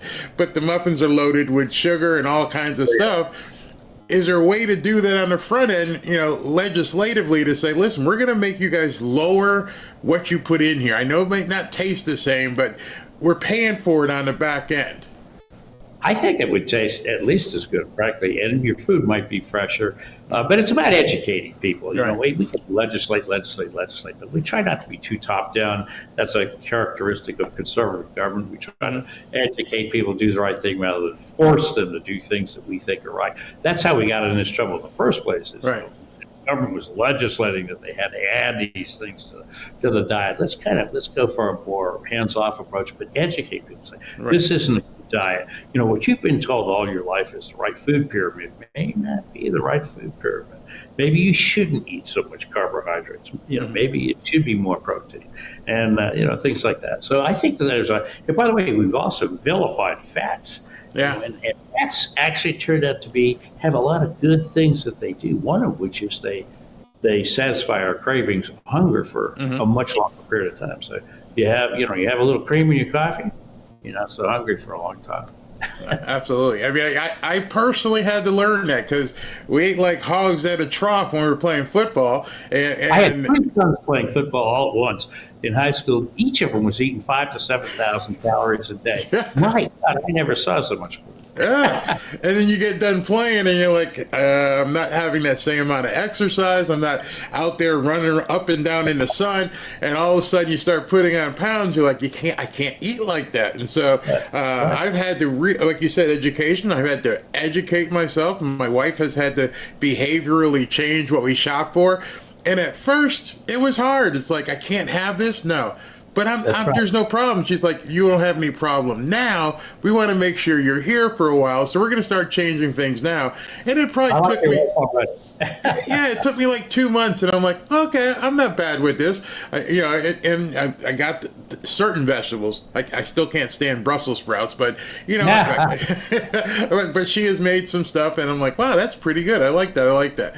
So without wasting too much of your time, because I know today's a busy day for you, please tell me more, especially down here in Florida, and I'm sure people in North Carolina, what is the FEMA Loan Interest Payment Relief Act that you're proposing, and why do you guys make these names so long? Well, unfortunately, the names, they sort of follow the purpose of the bill. I think the naming of bills, it's almost criminal itself. But this is a really, really good act. So what we have in FEMA is a federal agency supposed to help everybody with emergencies. And they drag along for years before they actually get back, and help us. So we're like 7 years out from Hurricane Michael. And we're still trying to get money out of FEMA that has been obligated to FEMA but has not been paid to the counties, cities, state to do the repairs. They agreed are actually, absolutely covered. So in the meantime, we have a loan outstanding at the bank, and the loan we have to pay interest on year after year after year. Right. If you're borrowing, $100,000, that's a little painful. If you're borrowing $100 million, it's really painful. Right. And that's what we've got outstanding in loans, and we're paying the interest on that. So what I want is for FEMA to respond much quicker, and the way to do that is to let them feel the pain of the interest. Okay, so what we propose is the first year we'll carry the interest, whether it's the city, the state, whatever, the county, or the rural electric co-op. They also get loans for this stuff. So your local rural electric co-ops are taking up millions of dollars a loan for just to repair your phones, electricity, and all that. Wow. And then FEMA, so we get 1 year, we'll eat the interest. 1 year is plenty of time for FEMA to look at those claims and say, okay, it's not just, we got it covered. All right, here's your money. Or they pay the interest on the loan. And that's the kind of, it's a carrot and a stick. The stick is the interest becomes theirs. The carrot is, let's do this thing fast and everybody's happy. We get a quicker response out of FEMA. So it actually is emergent, like it says in the E in FEMA. That makes too much sense for Washington. I mean, it seems like a no-brainer. You might be right. I mean, it seems like a no-brainer. It's like it's almost, it's not quite, but it's almost like a emergency loan guarantee. Here, get out there and help people fix their stuff. How do they drag out 7 years trying to? And by the way, we've had 3 audits on our roads in my home county, and every one of them passed with flying colors. And so, what's it's the whole crazy? The money's. So what is the PSA Screening for Him Act? Another long name, but I understand it has something to do with prostate. Is that what it is? Yeah, this should be a big keen interest to you. And by the way, any African American and any American at all whose father had prostate cancer or whose mother had breast cancer, which is a closely related cancer. So this says that we need to re-encourage. We did when for a number of years everybody got PSA screening for prostate cancer, and then there was a study by the Preventive Services Task Force back around 1990 that said, "Oh, we're hurting all these people by screening them. We're hurting them with biopsies they don't need and all this stuff." But we cleaned up all that, so nobody's getting hurt with the biopsies. Nobody's getting hurt by the screening anymore. What is hurting them is they're being left with medical advice. My doctor saw me, and I go and I see these young Navy doctors up here at the Capitol. They say, "Oh, you don't need a PSA, sir." I said, "I need a PSA every time with my blood work." "You don't need a PSA, sir." I'm a urologist, by the way, so I know exactly. I know a lot about this. How did you know I don't need a PSA? Did you ask me if my father had prostate cancer? Well, no, I didn't. Did he? Yes. Now, what do you think? But if I hadn't had, the wherewithal to say to them, I actually do need a PSA, then, if I'm the average patient, they're going to say, "You don't need a PSA, he's not going to get one." And this is what happens. Instead of people showing with early prostate cancer, which is eminently curable, we're really good at curing prostate cancer if we catch it early. Instead, they show up with metastatic disease all over their body. That's incurable. Now, we can work with those people. We can decrease their pain for a few years, but we're not going to save it. Right. And so, and we have a true surge in metastatic prostate cancer as a de novo presentation in this country now. And that's sad. It's heartbreaking, actually. I'm old enough to remember when we weren't that good at treating prostate cancer, and there were wards full of older guys like you and me, dying in pain. It's a very painful disease because it metastasizes to bone, and your bones are breaking all over your body simultaneously. This is a painful disorder.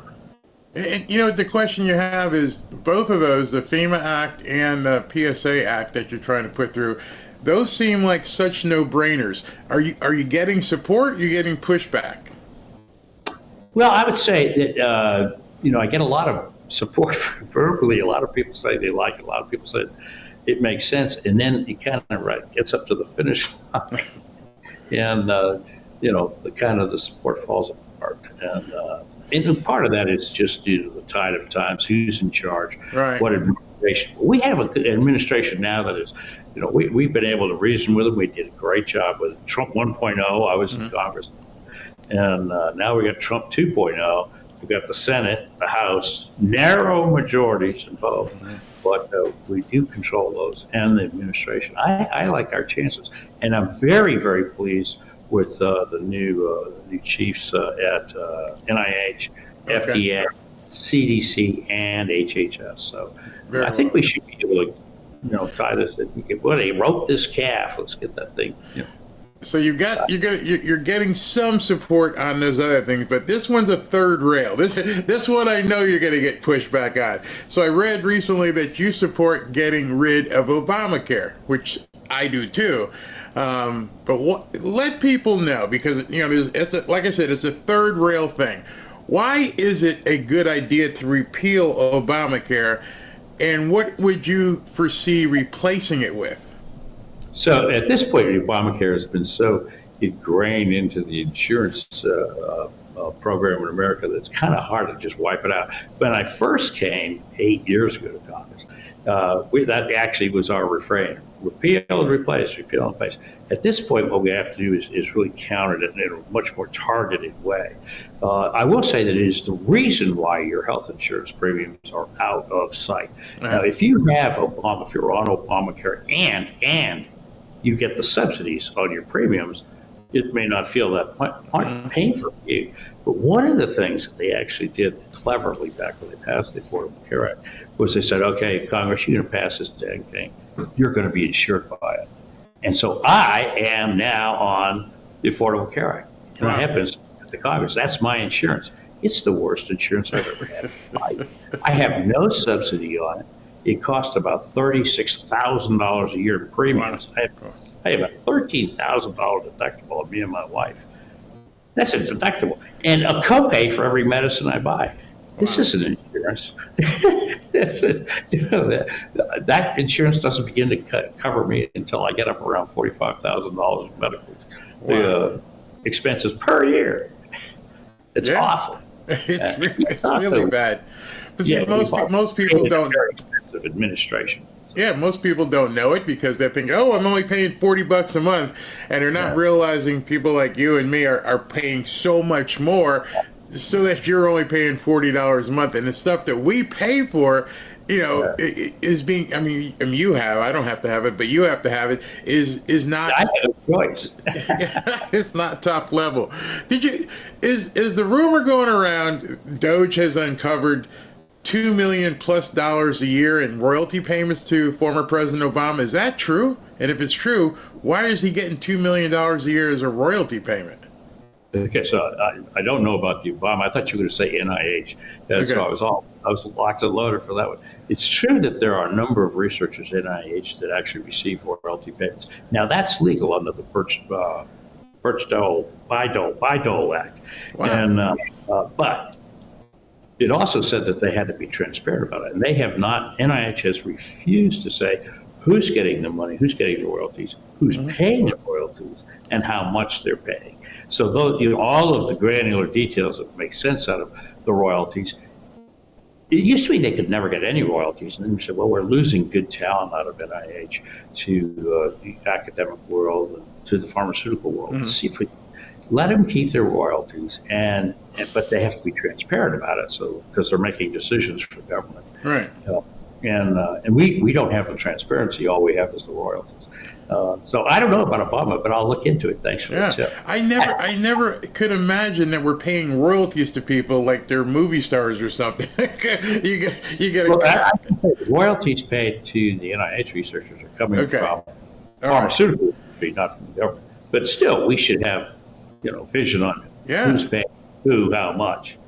So I understand you've got to get down to the floor and do a vote or something. I don't know if it has anything to do with the budget, but in regards to the budget, is the CR going to get passed, or are the Democrats going to try and drive us over a cliff again?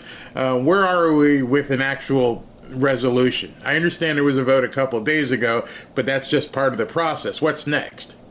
So the budget was an important part of the process. We passed a couple of days ago. And so that we in the House all agreed to what has been euphemistically called as the one big beautiful bill. And it really was that. It's got to put all of President Trump's priorities and appropriated for those in that one big bill. And it did so in a fiscally responsible way. So now that goes over to the Senate, where they're trying to pass two bills. They try to split that thing into two bills. But I think they're going to pick that up and vote for it, because we got it through the House, and it'd be the path of least resistance for 50 senators to vote for it. And, then, of course, the White House will sign it. So that's probably the way forward. And that, of course, would avoid, once they do the budget, then we can take the CR, and it's the same agreement, basically, with funding, where it touches the limit on borrowing power for the government. But once we get the budget past both houses, then I think the CR passes. Yes, you're right. I like the fact that you said that the Democrats are trying to push us into a shutdown, and that's the truth. They want to say, "Oh, it was a Republican shutdown because we have the House, the Senate, and the White House." But the only reason we might ever shut down is because the Democrats jammed us on the CR. And we should not let them do that because, by the way, shutting down the government doesn't save money. It always costs a lot more money. And this is why. Because to open the government back up, you got to have 60 votes in the Senate. Yeah. And that means you got to get Democrats on board. And there's only one thing you can do to get a Democrat on board, and that's spend a whole lot of money. Yep, concede.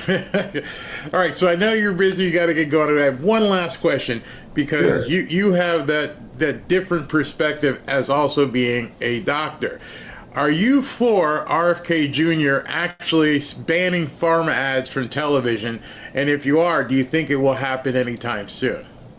So I have mixed emotions about that. I'll tell you the two types. I actually don't like all the pharmaceutical ads on TV because it misleads people. They don't really have the background information to make the judgment on whether you can watch a 30-second or a minute ad on TV. You're not learning medicine that way. So that actually appeals to me to not expose them to that. Having said that, I'm also a conservative and I believe in freedom of speech. And, the Supreme Court ruled on this back in the, I don't want to say in the 70s or 80s. And they said they thought it was freedom of speech. And we can't block the pharmaceutical companies from saying the things that the FDA has already cleared for them to say to the public. So I'm a little torn on actually banning advertising. It doesn't seem like a conservative attitude to do that. Having said that, I don't think anybody learns anything about medicine watching advertising. No, all it is marketing. It has nothing to do with actually helping you. It's marketing. And that's completely separate from treatment. And you can even tell how the commercials are. It's like, hey, live this life and go on a boat and sail. And everything. It has nothing to do with getting better with anything.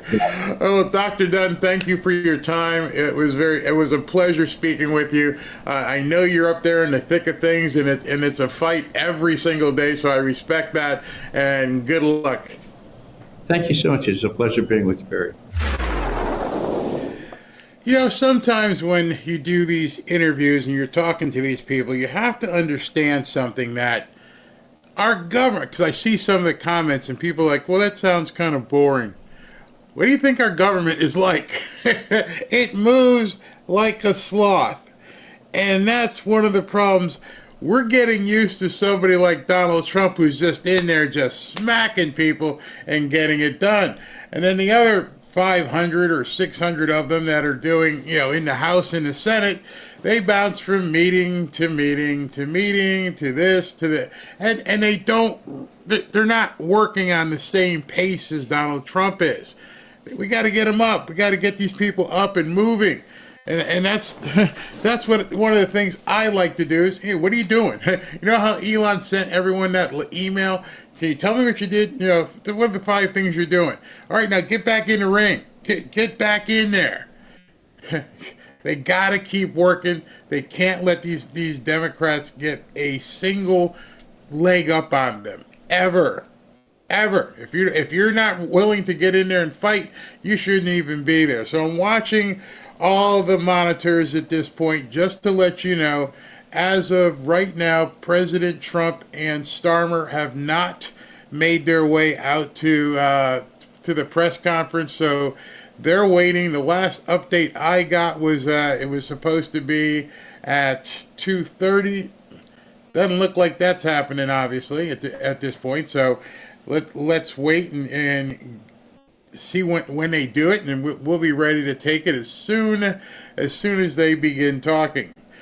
Now, I want to get to this Epstein file stuff, and it's very important because let me go ahead and show you something that popped up. Everybody is talking about Epstein. I do mean everybody, but arguably one of the most important people to hear the information from and to know what's going on. It seems like not a whole lot. Unfortunately, it doesn't seem like there's a whole lot going on. Let's look at this. I want to show you this. This is from Anna Paulina Luna, who obviously is in the thick of it, and she's the one that's in charge of the entire JFK, MLK, all that stuff, but she's also with the files. This is what she... Oh, did I hit the wrong thing? What did I hit there? Okay, this is what she wrote. I nor the task force were given or reviewed the Epstein documents being released today. A New York Post story just revealed that the documents will simply be Epstein's phone book. This is not what we or the American people asked for. Get us the information we asked for instead of leaking old info to the press. I'm not sure. I'm not sure why at this point all of this is happening. Everybody was psyched. Everybody wanted to see what was going on, and nothing is going on. Unless you guys see otherwise, I don't see anything actually happening right now. I'm looking at different things that are happening, and people are posting, but nobody, everyone's talking about, hey, this is great, but there's nothing there. Breaking: Congresswoman Anna Paulina Luna, leader of the Classification Task Force, says they were not given the documents being released today, and she just saw it as everybody else saw it. So at this point, it's seeming like a dud. That's what it's coming across as. Everyone who I'm saying, this is what everybody saw and was reporting earlier, that, this thing was happening and look out for it. Nothing. Oops, I hit the wrong button again. Okay, that. They were looking at that picture and nothing happened. It was a dud. It was a complete dud. Supposedly, it's a phone book. So I got nothing for you guys. I'm clicking around here. It says, it's good that Pam Bondi and the White House are now releasing some Epstein files and giving us progress updates. This is vital for transparency. And also, Pam Bondi says there are thousands more documents being secretly held in SDNY, the Southern District of New York, and they will be delivered to DOJ and DC by February 28th. That would be tomorrow. Looks like there is more to come. What does that mean? I can't tell you what that means. At this point, unless you guys are seeing something that I'm not seeing, looks like it's a lot of nothing. I was worried that this was going to happen. I was worried that you mentioned the word Epstein file and everybody's all freaked out. This is it. And once again, it's not it, for whatever reason. I don't know. It just drives me crazy. Let me take a second and talk to you about Patriot Addict. So frustrating. Bad news, folks. The mainstream media and the liberals are trying to shut up this free Trump mystery box offer, trying to shut it down. Patriot Addict ordered a massive shipment of Trump mystery boxes to keep up with demand. But guess what? They got flagged because the media and the left can't stand seeing patriots win. They want to silence us, as they do all of us. They want to shut down small businesses that support Trump, but Patriot Addict is not backing down. Patriot Addict is fighting back. They've even dropped the shipping price from $13 down to $11, just to make sure everybody can get one of these mystery boxes. The Trump mystery boxes, the shipping is only $11. Inside the free Trump mystery box, you'll find Trump gold bars, Trump socks, Trump beanies, and more, but time is running out. Show them we won't be silenced. Scan the QR code right there on your screen. If you can't scan, go to berrybox.com. Oh, there's something different. Berrybox.com to grab yours before they take this offer down. Again, that's Berrybox, or hit the QR code right over here and get your free Trump mystery box just for $11 in shipping. All right, so flood the public forum with so much information that the public won't be able to tell real from fake. Obama's duty. It's BS. Benny had an FBI whistleblower 2 days ago. He said that Trump having agents were shredding JFK files. All right, let me talk to you guys about that for a second. This is kind of important. One of the reasons why I tend to, I won't say the word different. One of the reasons why when Ashley and I are talking and we're like, what about this? What about that? Unless you can show me, I don't like a lot of the because it doesn't mean anything. It sounds good to put stuff out there, and I'm not at all saying that a whistleblower is lying. Trust me, I'm not saying that whatsoever, because you guys have seen me have Zach Apotheker on here. I think Zach is extremely credible. It's a shame with what's been going on with him.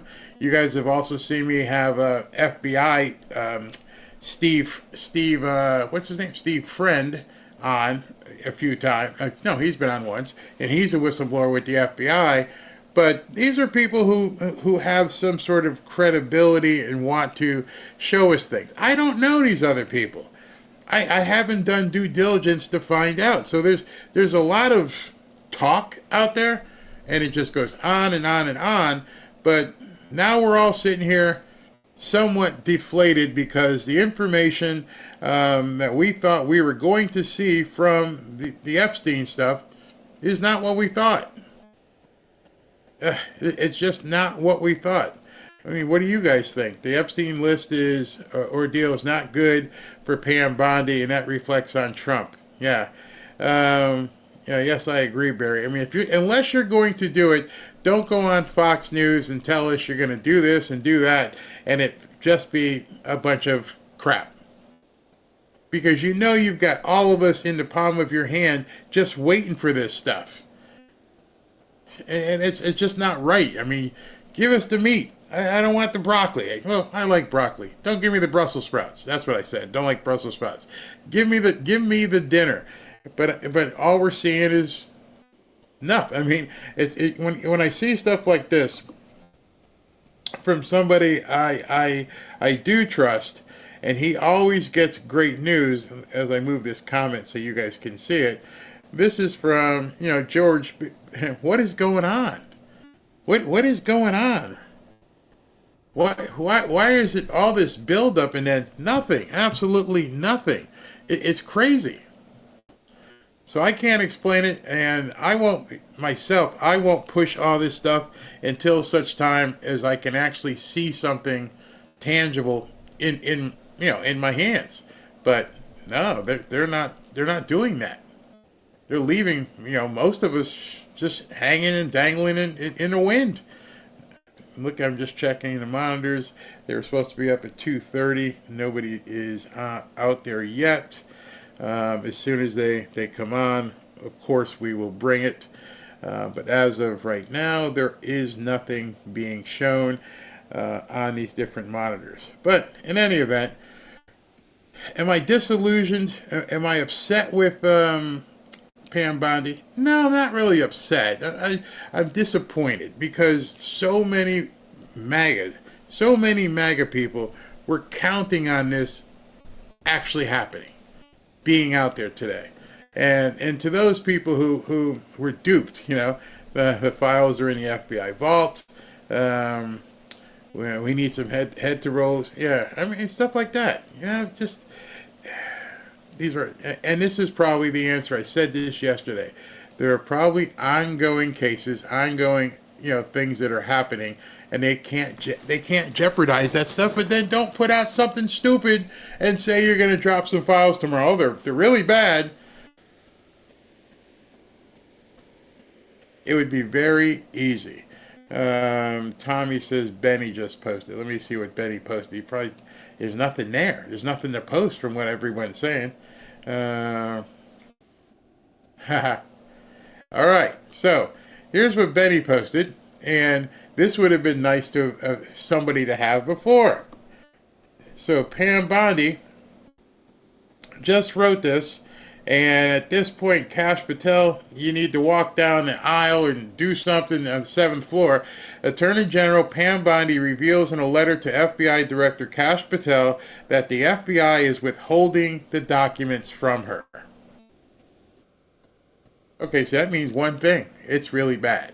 It's really, really bad. For the Attorney General, this is dated today. Let's take a look at this document, shall we?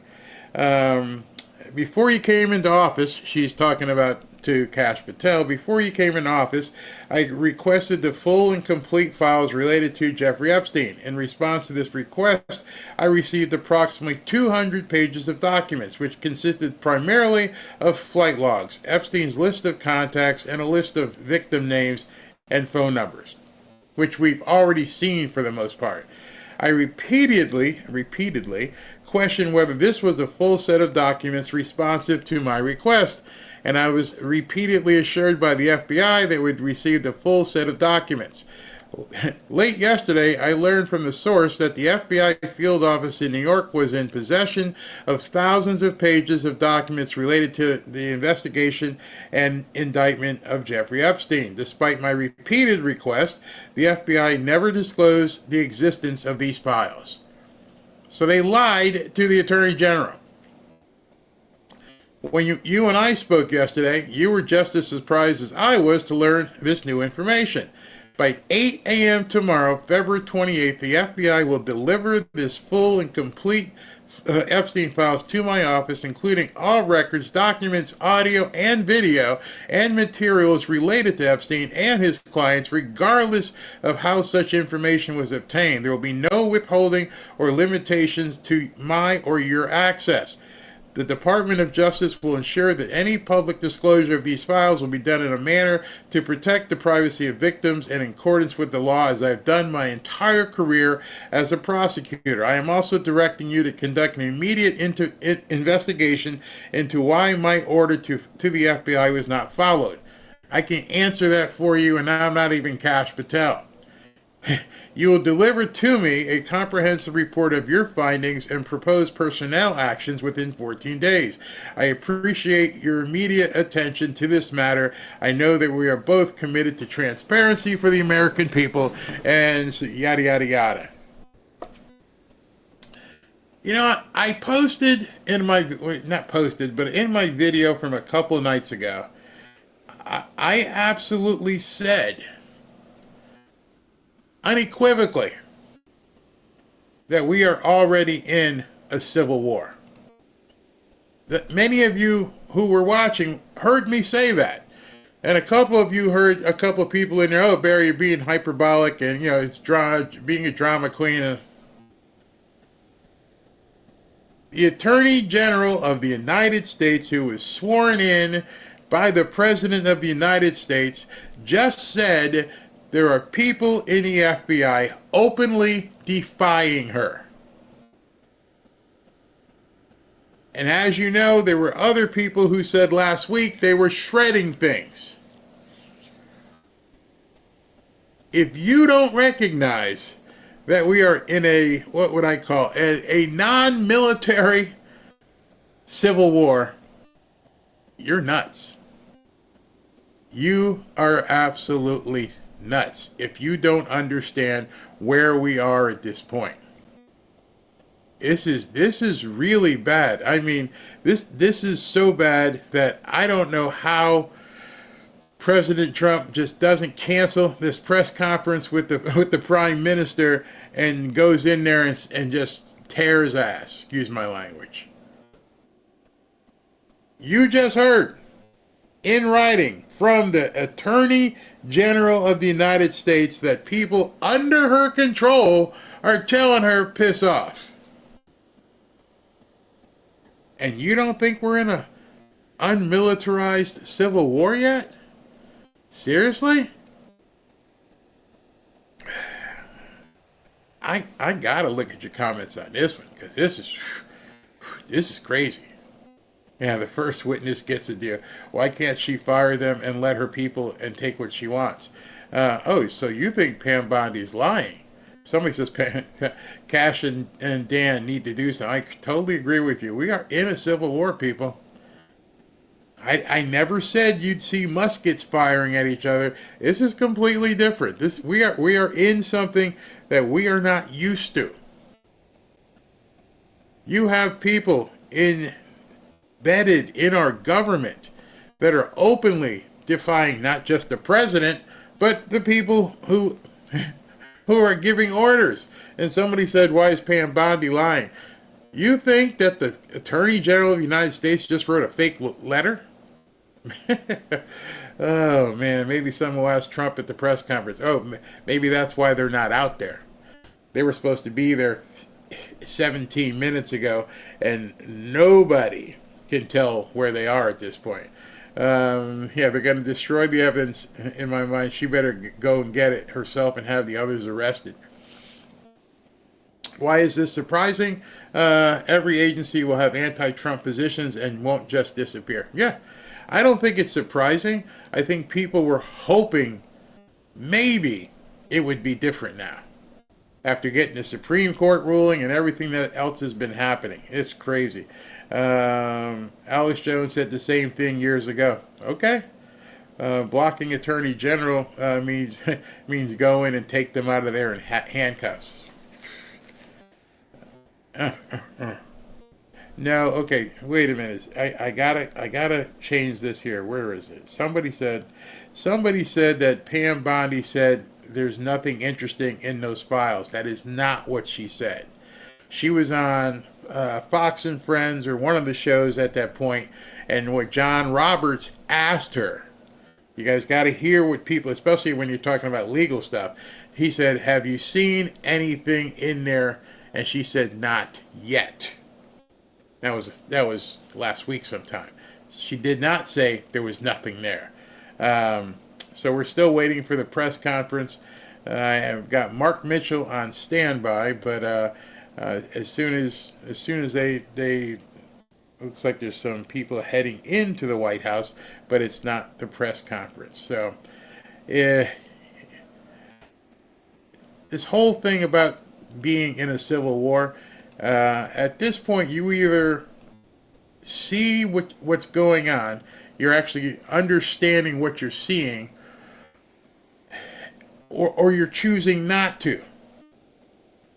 And again, when I said civil, understand when I'm talking about a faction of people who want to take America one way and another faction of people who want to take America another way.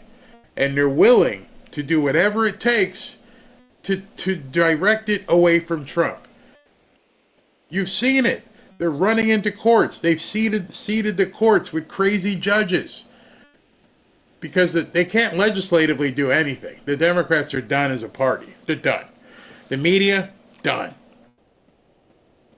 There's nothing there. So at this point, they're going to have to go and be subversive. They're going to have to steal documents, move things around, put fake files, do all things that they possibly can do to gum up the works at this point. FBI cover-up. Yeah, it's a cover-up for sure. You got slime within the government. I think somebody who was running for president said that. The enemy within. You guys aren't listening when she talks, okay?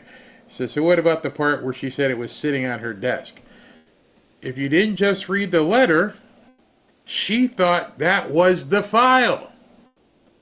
Come on, man, you got to keep up. You got to keep up with. I know it's so much information flying back and forth. Both her and Kash Patel, they get this file, and they thought that was it. Did you not hear and what she said? She said, I had a file, and now I just find out that there are, quote, thousands of pages up in New York. So the file that was sitting on her desk is a fake file. It's not the whole file.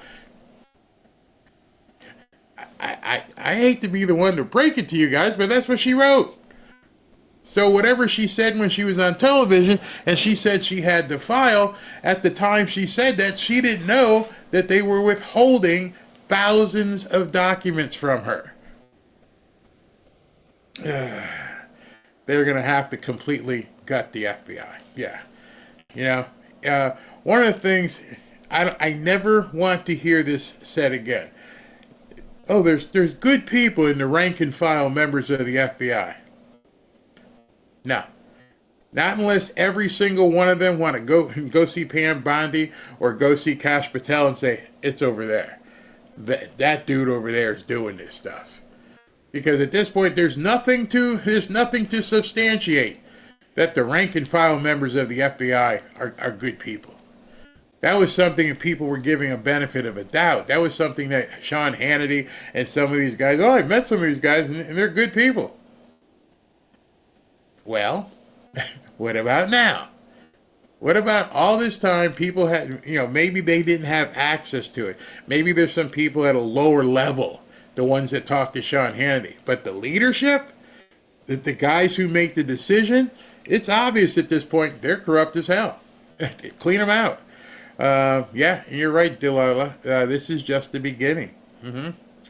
We are an internal government civil war. Absolutely. What politician would you want to do the tribunals? I don't know. I don't know what's going to get uncovered.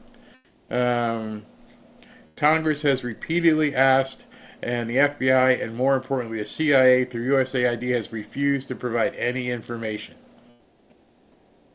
Adam says CIA has controlled FBI since Hoover left. Well, then John Ratcliffe, right now there should be a meeting. Here's a meeting. John Ratcliffe, CIA, Tulsi Gabbard, NSA or NSI, whatever it is, Kash Patel, and Pam Bondi should be sitting in a room and saying, okay, who's going over and putting the padlocks on the doors and telling them all to leave? And then one at a time next week, we'll start determining who gets to come back. Because at this point, you can see what's happening. Yep, Barry, we knew this was coming. That's why I was so quick to not jump about these Epstein files. I'm like, I don't think it's going to go that easy. Yeah, every interview, every member, exactly. Evidence will more than likely has already been destroyed or in the process of being destroyed. Man, National Guard needs to secure all FBI buildings immediately. Lock everybody down. Yeah, I mean, it's going to, the media has been trying to build something. I'm going to give you a little tip. Watch. You've been hearing the stuff from Jim Carville and, all this crap about his ratings are going to crater in about 30 days. And they're starting to hear that said over and over again. Because what Trump is going to have to do is going to cause a lot of people distress. You can see it coming. He is going to have some sort of forceful intervention. Hugely forceful intervention. I mean, like somebody has said, National Guard, military. It's out of control. I posted a video a couple of nights ago. We were talking about what Tulsi Gabbard found in those chat rooms in the NSA. The people here shut it down. See, we still have third rail things here. We still have it. They haven't been removed. And I think what you're going to see, this one maybe, because I mentioned that guy's name too many times. There's something in these files. And I think what you can conclude at this point, there's something in these files, maybe a lot of things in these files, that's going to cripple this government and the deep state. Period. There is no reason. After all this time, everybody has been talking about him. Here, we're going to show him this file. We're going to do this thing. All this stuff's blah, blah, blah, blah. And it never comes out. It more than likely will never come out. That civil war we're seeing at this point are people fighting for their mere survival. There's no other reason. President Trump, the other day, what I've seen is horrible and embarrassing. So now what you're seeing happening in real time are people are just completely freaking out, doing whatever they can not to have this stuff come out. This is so bad.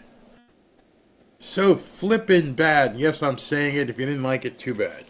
This is so bad.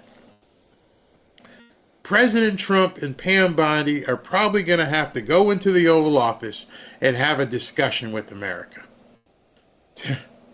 Go in there. All right. We're going to start going down. I've got some information to tell you. This is so important. I can't risk misinformation. I cannot risk files being altered. So I'm going to tell you myself. And I got a presentation that Pam put together, and we'll show it on video. But first, let me just read you some of the names that visited that island. Because you can't worry about what they're going to say here. You can't worry about what Zuckerberg's going to do. You, as the President of the United States, are going to have to be the one who rips the Band-Aid off. If you're listening in the White House, make it happen. And I'm telling you, the best place to do it, with the most eyeballs, would be next Tuesday night at 9 o'clock. Next Tuesday night at the State of the Union, you come in with your speech and go, my fellow Americans, I can't read this. I got something to talk about. You see, something has been brought to my attention that I can't allow people to delete and obfuscate or make and turn into disinformation. So here, while everybody's here, I am going to tell you right now everything about this dude. And just say it. Watch him run out of the hall. Watch him scream. Watch those rats run. I think it has to be that flippin' drastic. Decorum be damned. I don't care about your feelings, Fifi. I don't care. If it is as bad as everyone thinks it is, it needs to be brought to the open, unsanitized, unredacted by the President of the United States. Now, I understand you have to protect the victims and you have to protect investigations, but they're not going to let it go, and just let's... Where is that? When I saw this, I knew it was BS. Where's this picture? Let me bring it up to you again. As soon as I saw this, I was like, nope, it's BS. As soon as I saw it, I knew at that point, there is no way they're going to let people run around with all this classified information. Ain't going to happen. So as soon as you saw those pictures, instead of getting excited, you should have went, seriously? Seriously? They're going to give this list to influencers? No. Nope. No. Ain't going to happen. Not unless you put it on a server someplace and let everybody just go ahead and download it. Otherwise, I ain't buying it. Nope, didn't happen. Autocorrect. What's the thing? Autocorrect. Is that an AI photo? No. There's people all over the place showing that. I got my copy. Did you look at it? Because you're all running back right now to post about it and going, dude, there's nothing in here. And I'm thinking to myself, why would they have given it to you? Even George asked that. George was like, why would they have given it to those people? Think to yourself. Why? Here's another one, a bigger one. And they're all running around with the mega hats on and their binders. That's Mike Cernovich back there. I bet you he's pissed off. That's Mike Cernovich. I forget this lady's name. This brunette. She's from she is the Libs of TikTok, and that's DC Drano. So some big names receive these files. Let me see if Cernovich scorched her, because I'm sure if he opened it up and there was nothing there. Let's see what he says here. And he's a lawyer, and he'll be quite ticked off. Yep, here it is. Yes, he did post something. Still looking at the feeds, nothing as of yet. All right, so here's what Mike Cernovich put out, And like I've said, I trust Mike in regards to things. Tim Pool says, breaking, New York, FBI New York appears to have gone rogue. AG letter says FBI in New York is withholding all of the critical documents. And Cernovich goes, yes, I can confirm this. AG Pam Bondi released what she had in her possession for the sake of transparency. Unfortunately, some bad actors within the Southern District of New York and FBI New York City have held the documents. Everybody got scammed, including the Attorney General of the United States. Let me see. They're getting ready to. Yeah, they're. I'm seeing the podiums and stuff. That should be the first question that's asked of President Trump. So we are probably minutes away from the press conference beginning, and as soon as it goes, we'll cut to it. But I would be pissed. I mean, I know these people are pissed. I know there's people like Cernovich and others who got this and said, this is BS. Wow. I'm surprised the National Guard isn't at the SDNY right now. I'm surprised the National Guard isn't there just taking control of the whole situation. This is nuts. Absolutely nuts. Our government is under siege, basically. We all need something to happen now. I agree with you. It's definitely treasonous. All right, so, wait a minute, who's that? No, that's just the guy that comes out and does, make sure the films are okay, but we do not have Trump and Starmer out yet. Pam Bondi needs to put on her cape and get out there. How bad is this? How bad is this? Trump has the biggest microphone. He needs to use it. I'm hoping he says something about it at this press conference. They're getting set right now and taking measurements and all that stuff they do at press conferences. So we should see them coming up imminently. I'm not sure if they've given the 2-minute warning, but it looks like they're getting ready. The press is starting to fill in, but man, this is awful. This is absolutely awful. Here comes the wrap-up smear. Yeah, what did I miss? Lydia, you missed. Actually, you didn't miss anything. Our government is under siege, and we need to do something about it. We have been scammed since the assassination of President Lincoln. Good point. Doesn't matter what he says unless he's firing somebody. At this point, it's beyond firing people. Nobody wants to see what needs to happen. That's why I think the Democrats are talking about his numbers cratering. Because what has to happen has to be so stunning, so bold, so drastic, it's going to shock people. If you saw soldiers rolling down a street in New York City surrounding the FBI building, armed guys jumping out of trucks, it's going to freak the hell out of people. But that's what it's going to take for them to tell she gave a deadline, right? She shouldn't have given a deadline. They should pack a team of people, be on a Lear jet and say, we'll be in New York City at 5:30. Don't give them any more time to go shredding some stuff. Go there. Take SEAL Team 6 or whoever and go surround the building. You have enemy combatants in the FBI. You have enemy combatants in the Southern District of New York, which happens to be the same area that tried to put Trump in jail forever.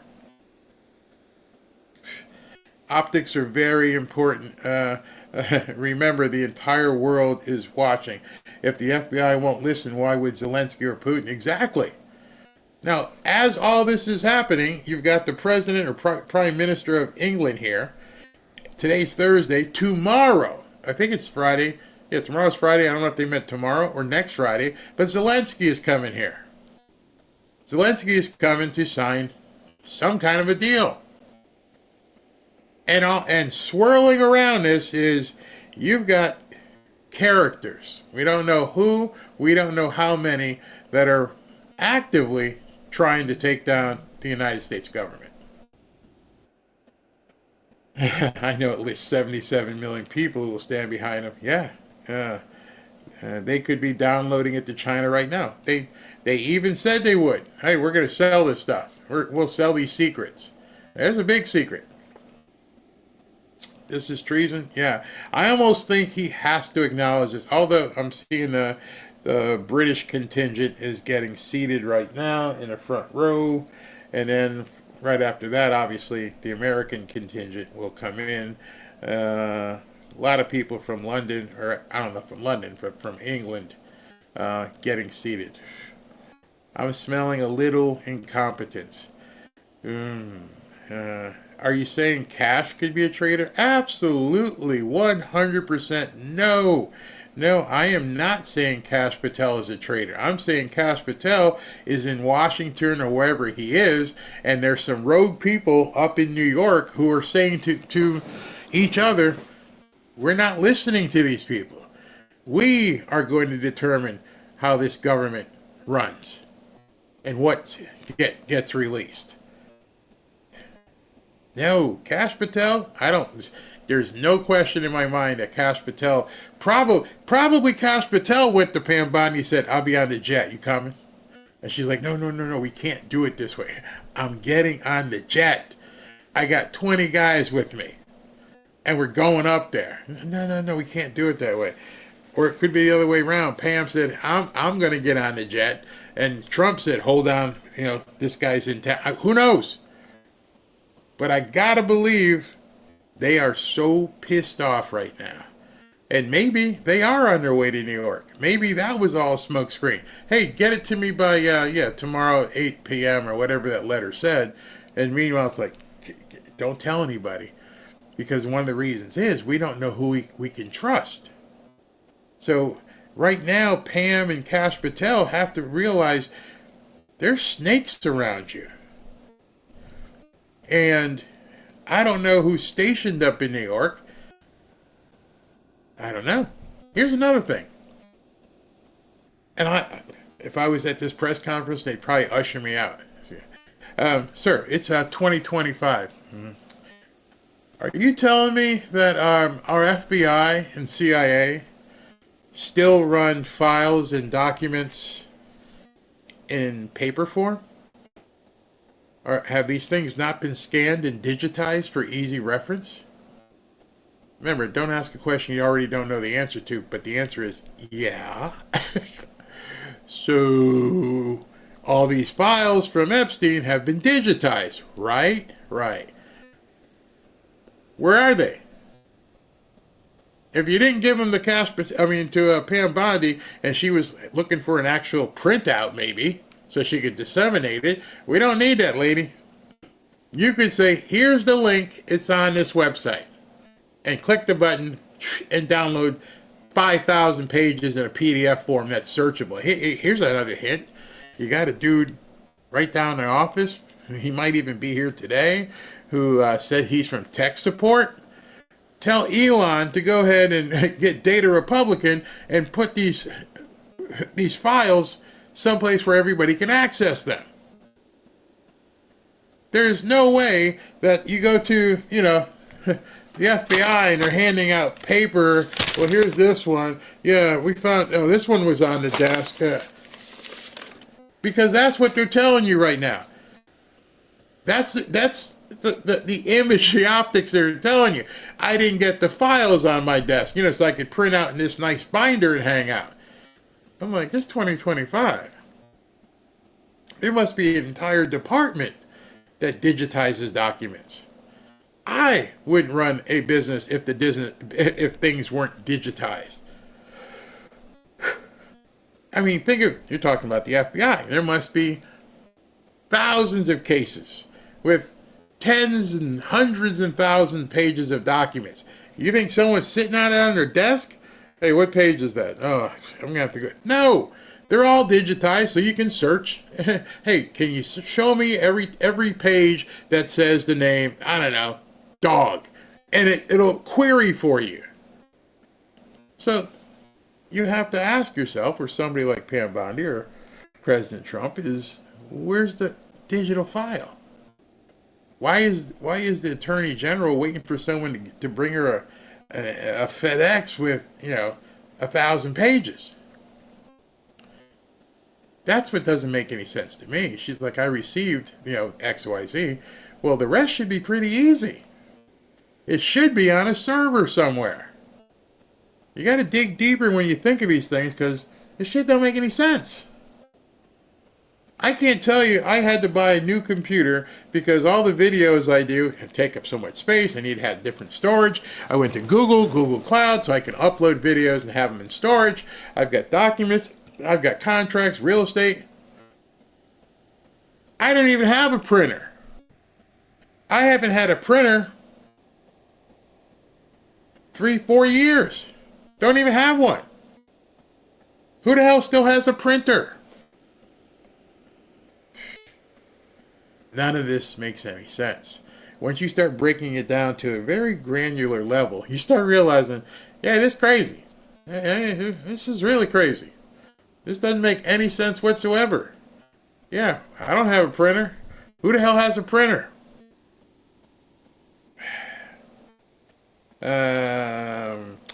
The guilty will try anything in desperation to save themselves. Come on, people, get real. We are not a dictatorship. We don't stick the military on our own people. You're absolutely right. You're absolutely right. But are they your own people at this point? Because I believe what you just wrote 100%. I would never send the military or people like that to go after our own people, as you say. Are they our own people at this point? See, that's the leap you have to begin making. Because what you said is true. And that's what I said earlier about the optics. Hey, it's going to look bad seeing trucks rolling down Fifth Avenue. Oh, that's horrible. You're putting the military against our own people. Until you realize they're not your own people. See, it's at what point, pity, would you define somebody crossing the line where you would realize they're not your own people? That's the decision Americans are closely having to face all around you. A media that lies, an FBI and other three-letter agencies that have nothing but ill will towards our president. What makes you think they're your own people? Hey, high-level people have to have high-level consequences. Yeah. I have a printer, Barry. I have to invoice people so I can get paid. I invoice people all the time. I click a couple buttons. I have the Excel or invoice software, and I hit send. I ain't got to print anything. Let's see. Nope, not yet. Biden put the FBI against Secret Service, and not a damn thing was said about it. Not our people. These are now domestic treasonous terrorists. At some point, that's where we have to get to. And I know that is really hard. I mean, Barry, what are you saying? Well, you define it for me. Someone who is openly working against your government. What definition would you say that person? Oh, let me take it a step further. Let me take a step further. Ready? Someone who's openly working against your government, who's armed. Someone who's openly working against your government, who's armed, who has openly said they're willing to sell secrets. At what point do you go, hey, that's it? Oh, you are no longer our people. That's how this stuff starts. So I'm not being facetious. I'm not being hyperbolic. I'm not being overly dramatic. I just saw that chain of command get breached at the highest level. I mean, that's clearly a DOJ version of a mutiny. Imagine you're on a Navy ship and the captain says, hey, veer this thing to the right, and the people up in the wheelhouse say, nah, we're going over here. Because that's what's happening. You get a... Maybe because my dad was in the military, but I know some of you guys and ladies were in the military, and you get a direct order from your superior. And your superior says, do this. What happens when you say, no, I ain't doing it? Because that's what's happened. Your direct superior gave you a directive, do this. And you don't do it. Maybe some of you haven't been in the military, but that's pretty much the definition of insubordination. And you may be able to take that a step further by then, depending on what you do, the next level. Alina Haba says info's coming shortly. She's on Charlie Kirk right now. If that is true, if that is true, if Alina Haba is on Charlie Kirk right now, she's saying the information is coming shortly, then perhaps she should have walked down the office to Pam Bondi and say, don't tell everybody you ain't got it. Because now, if that's true, I'm like, well, what the hell is going on? What are we seeing here? A game of chess? Or is it 7D chess, but you just want to put this out, but here's what's really going on. Hey, and Lena, go down the hall, talk to Charlie Kirk, tell Charlie Kirk it's coming. This isn't a restaurant. I'm not going in and saying, can I have a 5-course meal and make sure I've got paella ready, and I'm sitting there for 35 minutes and I don't see any paella, and they come out to me and go, it's coming, sir. Think about what you just said.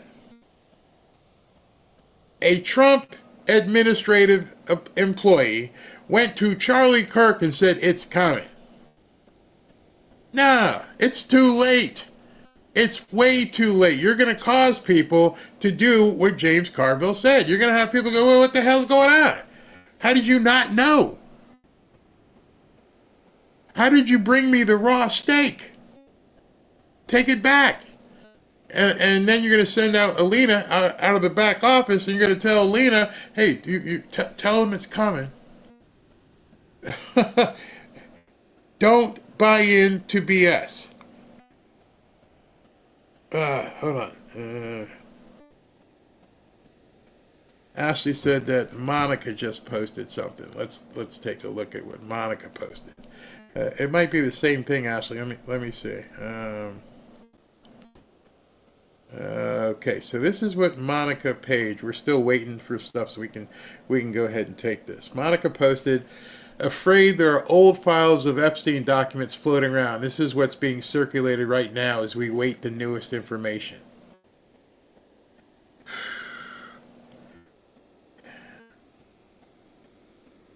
I got one thing to say about that. Then why the hell did you release it? One of my favorite shows I watch to unwind is, what's his name? Chef Ramsay. Ah, you stupid? Why did you put out the chicken and it was raw? Why did you put it out there? And then, and these are some people that I absolutely trust or have trusted. Here's Gunther Eagleman. Just heard from the inside sources. Buckle up. Notice the timestamp on that. I'm going to unbuckle, Gunther. I'm unbuckling. You ain't got poop. Give us a hint. Yeah, like people say, buckle up for what? All of the influencers that received phase 1 are friends of Israel. Everything is deception. I can't imagine who the quote inside sources are. Your post suggests that Attorney General and Pam Bondi are leaking information to you. Exactly. Y'all got to stop. I mean, you got to stop. If she doesn't know what's going on, how the hell are your sources know? So that was at 1:58 he posted, right? And people were talking about it. And now he posted the same thing. FBI agents at SD9 are actively interfering with Pam Bondi. They should face criminal charges immediately. Tell me something we don't know. He just posted something else. It says here, SDNY and the NY field office are officially on notice. Why are they interfering in the process of obtaining the documents? Who's giving the orders to interfere? Who are they protecting? That's pretty easy. We are in the midst of something, and I'm just waiting for somebody. Y'all want to tell people what the hell's going on here? Why am I the only one out here? Am I the idiot? When you see stuff, quote, who's giving the orders? When you see stuff, why are they interfering? You don't interfere at that level. That is no longer interference.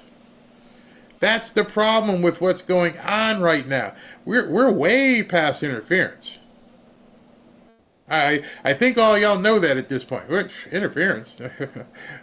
This ain't interference. Interference might be trying to, break up a pass on the 2-yard line. That's interference. This is treason. Gross insubordination. No coming back from. Think about that. How do you come back from the point of telling the Attorney General and the FBI Director to go pound sand? I'll wait. Y'all can tell me. How do you come back from that? I told the Attorney General she can kiss my butt. I'm not sending it to you. There is no coming back from that. And I'm being completely, blatantly honest with you. And I'm almost positive this is why Trump is so late right now. This press conference at this point is 90 minutes behind schedule. And there are probably a whole lot of people at this point who are like trying to make it sound good, make it sound okay. No, we're in the midst of, when they all keep saying constitutional crisis, this is a crisis. No, and I can tell because I'm clicking on people's profiles, and all of a sudden, all the people who were so excited have gone dark. You can check while you're waiting. Go look at some of these people's profiles, and it's like, now they're showing people we got nothing. Okay, so this was what Mike Cernovich put. Okay, Mike just put this out. All right, so he's got two. Let's look at the previous one. We got the binder at noon. Southern District of New York and FBI held back the real information, and Pam Bondi directed Cash to start kicking ass. AG Bondi handed out what she had. There was nothing material. There was an embargo until after the UK Prime Minister visit. Did I tell you? All right. And then he says, during the embargo, I was contacting people back channel to manage expectations, namely that there wasn't anything yet due to SDNY's illegal behavior in cahoots with the FBI, but I couldn't post publicly until after UK visit, and I keep my word. Ooh, what do you mean after UK visit? That was 4 minutes ago. What you talking about, Willis? After the UK visit? I'm looking at a room that's a live broadcast that they're about to walk him out, and the UK visit is in full swing. So what you're seeing are people who have, at this point, exhausted all of their contacts, and they don't have any further information to give you. Let me check two more people, see if anybody here is putting up anything. Okay. This is from Nick Sortor. Nick says, breaking, the DOJ will be posting the contents of the Phase 1 binder online later today, per Fox News. However, what's being posted online has largely been seen in public domain prior to today, except no major surprises in this release. Federal sources, now we know the people in possession have been largely quiet about its contents. Come on, people. Everybody's saying the same thing. We got duped. And the only reason we got duped is because there are people, i.e. bad actors at this point, that don't want to see us prosper here. And I'm looking at George Behezy. He's saying the same thing. Justice Department will post Phase 1 of the files later today. The files consist of information that's largely already been seen.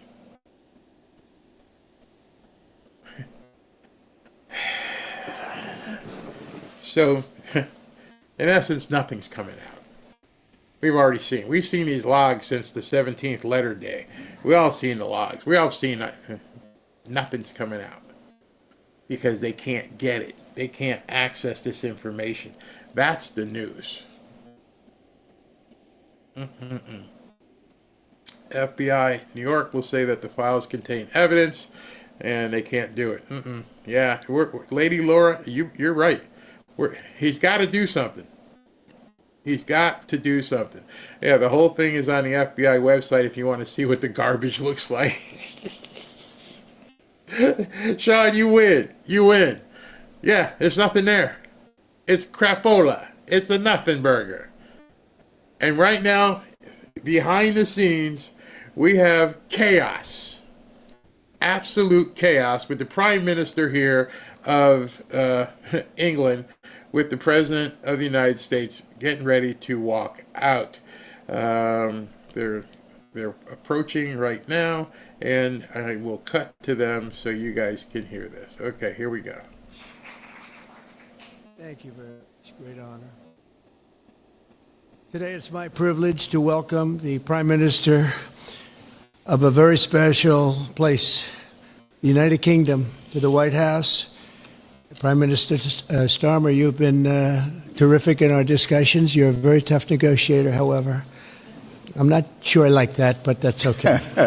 Very, very special person. The Prime Minister and I have gotten off to an outstanding start. The U.S. and U.K. have a special relationship, very special, really like no other, passed down through the centuries.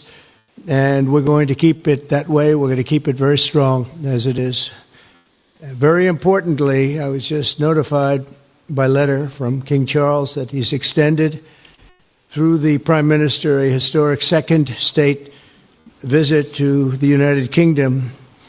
And that's a great honor because it's never happened before. One person has never been extended that honor, and I really do call it an honor, but it's not for me, it's for our country. It's respect for our country. So I just want to thank you, and I want to thank King Charles. Thank you very much, and we accept. I don't know if the media is going to follow us. I have a feeling they might. Okay, thank you very much. Appreciate it. I'm pleased to say that the bust of one of the Prime Minister's greatest predecessors, Winston Churchill, is now back in the rightful place in the Oval Office, and we're very proud of it. Our meeting today and the various breakout sessions we had were tremendously productive. Most importantly, I provided the Prime Minister with an update on our efforts to end the bloody and horrible war in Ukraine with Russia, which would never have happened if I were president. That was not going to happen. I promise you that. After 3 years of hellacious conflict, approximately 1 million Ukrainians and Russians have been senselessly killed, but the number, I believe, is much higher than that. Countless schools, hospitals, towns, and beautiful ancient churches have been absolutely obliterated. To begin the process of ending this spiral of death, I had historic back-to-back calls with President Putin, very successful calls, I might add, and President Zelensky, and my team also spoke with the Secretary General of NATO on numerous occasions, and we're working very hard to get that war brought to an end. I think we've made a lot of progress, and I think it's moving along pretty rapidly. And I want to thank all of the people that are here that have been working on it. And we'll let you know what happens. It'll either be fairly soon or it won't be at all. In addition, this week I met with President Macron of France, as you know, and held talks with members of the G7. Tomorrow, the progress toward peace will continue when President Zelensky visits the White House. He'll be here tomorrow in the early part of the day, and we'll be signing a historic agreement that will make the United States a major partner in developing Ukraine's minerals and rare earths and oil and gases, and we have a great understanding. I think it's going to be great for Ukraine. We're going to be at the site, and we'll be digging. We'll be digging. Dig we must. A big utility in New York con at us, and they used to have a sign, dig we must, and we will be digging. But much of the European aid to Ukraine has been sent in the form of loans for which they expect to be paid back, and we didn't have that honor under the Biden administration. He sent money, or just sent it money after money after money, and never had any knowledge of ever seeing it back. Maybe $300 to $350 billion, but under the breakthrough agreement, very unusual, which everyone said was difficult to get, but it's really very good for Ukraine and very good for us. The American taxpayers will now effectively be reimbursed for the money, and hundreds of billions of dollars poured into helping Ukraine defend itself, which by and of itself is a very worthy thing to do. We've paid far more than any other country, and with most of our support, it's been paid in military, the finest weapons anywhere in the world. This includes vast amounts of military hardware, ammunition, and various other things that we now have to start rebuilding our own stockpiles. Additionally, the minerals agreement will provide the basis for a more sustainable future relationship between the United States and Ukraine, and thus stimulate the long-term prosperity that will help the Ukrainians rebuild their country. It's been demolished. And the ruined infrastructure. The infrastructure, as you know, is in very bad shape. In just over 1 month, our administration has already achieved more progress toward peace than since. If you want peace, you have to talk, both sides. As I discussed with Prime Minister Starmer, the next step we're making is toward a very achievable ceasefire. We hope that that can happen quickly, because thousands of young people, in this case, we're not talking about Americans, we're talking about Ukrainians and Russians are being killed every week, thousands. And it's a rough battlefield. It's a flat piece of land, and the bullet only stops when it hits somebody.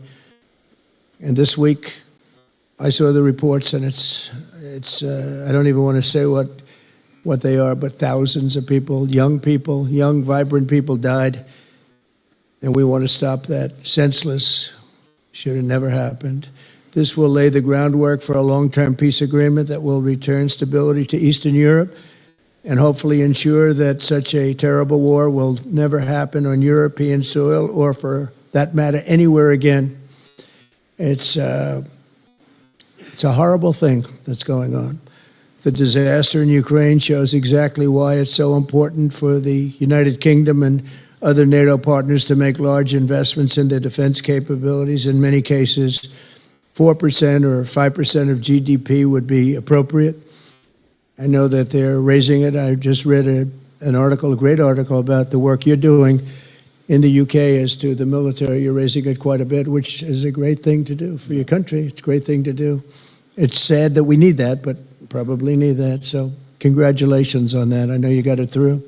After years of chronic underfunding, there's an urgent need to catch up for some countries. And I want to thank the Prime Minister once again for traveling here today. Working together, I believe that we'll once again demonstrate the power of our country's unique friendship. This is indeed a unique friendship. It's been many years And I think it's only gotten stronger, and we will make sure that it stays that way. We're going to have a great trade agreement. One way or the other, we're going to end up with a very good trade agreement for both countries. And we're working on that as we speak. I think we'll have the confines. I think we'll have something maybe even in terms of possibilities agreed to very shortly. JD's working on it, Vice President, and Scott, and I'm just looking this whole from Mike. You're going to work on it. Everyone's going to work on it. We'll see if we can do something pretty quickly, but we're going to make some great trade agreements with the UK and with the Prime Minister, and it'll happen very quickly. So I just want to thank you again, and please thank King Charles for the invite, and I look forward to you giving our acceptance on behalf of the United States of America. Thank you very much, sir.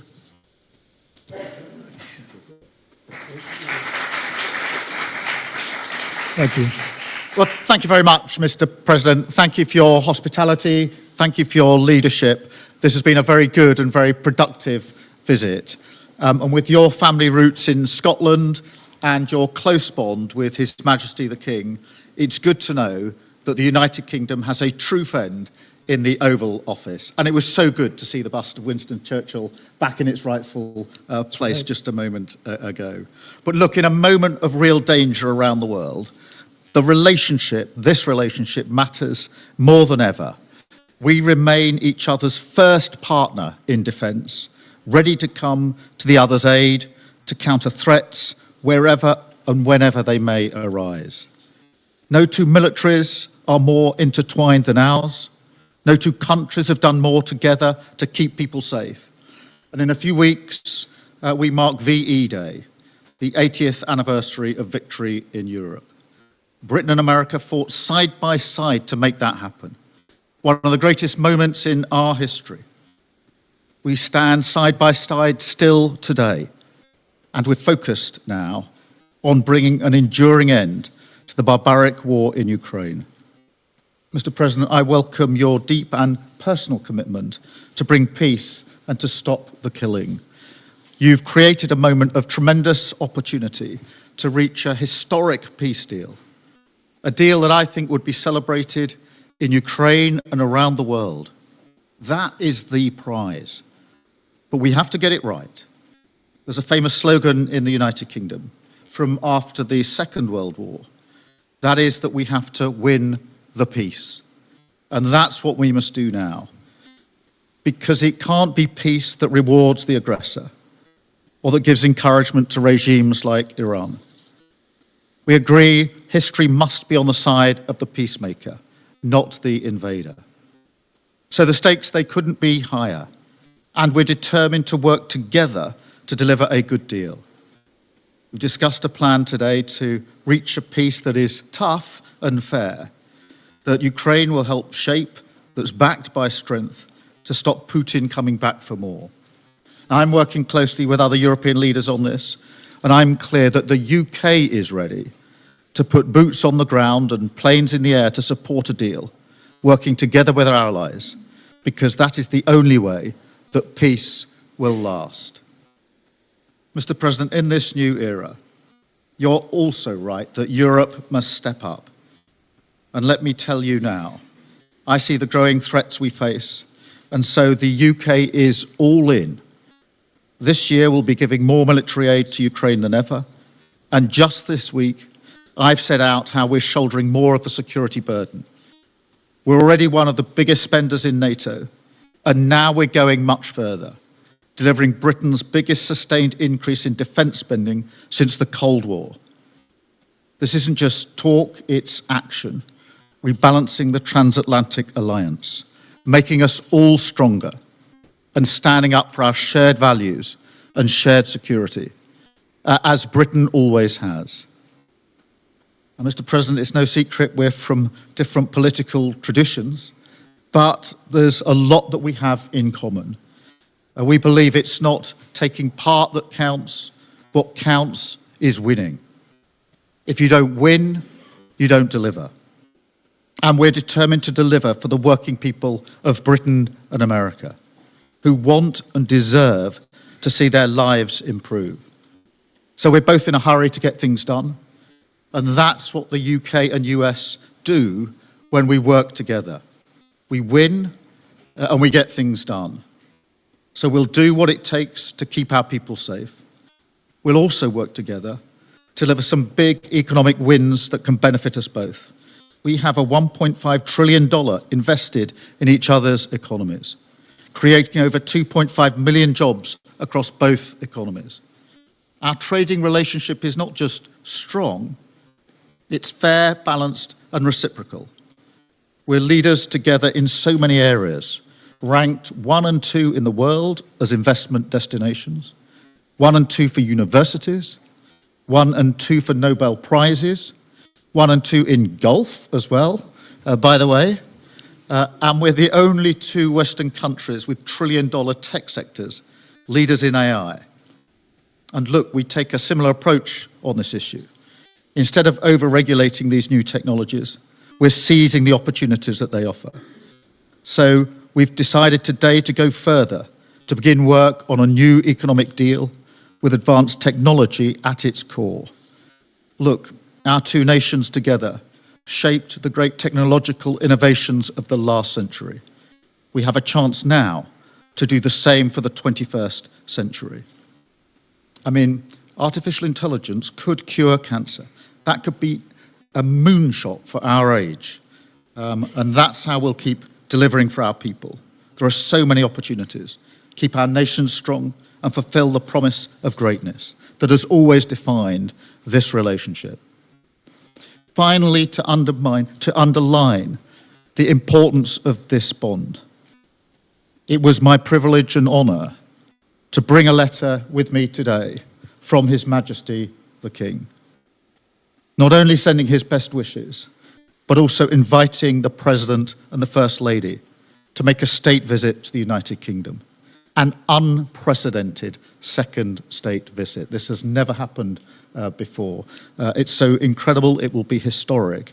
And I'm delighted that I can go back to His Majesty the King and tell him that President Trump has accepted the invitation. So thank you. Our teams will now work together to set a date, and we look forward to welcome you in the United Kingdom. Thank you once again. Thank you very much. What a beautiful accent. I would have been president 20 years ago if I had that accent. Thank you very much. Okay, let's see here. Go ahead, please. Earlier today, you told me that you believe that foreign countries pay tariffs, but Americans who are concerned about higher prices believe, as most people do, that they're paid by consumers and importers when they import things into this country. Can you explain how you came to this belief that foreign governments are paying tariffs? And for the Prime Minister, did you discuss with President Trump his repeated statements of desire to annex Canada? And has the King expressed any concern over the President's apparent desire to remove one of his realms from his control? So I'll go ahead. The first part, the tariffs are necessary because we've been treated very unfairly by many, many countries, including our friends, friend and foe. But we've been treated very unfairly in trade at levels that nobody's really ever seen before, and especially under the Biden administration, they really took advantage of the United States.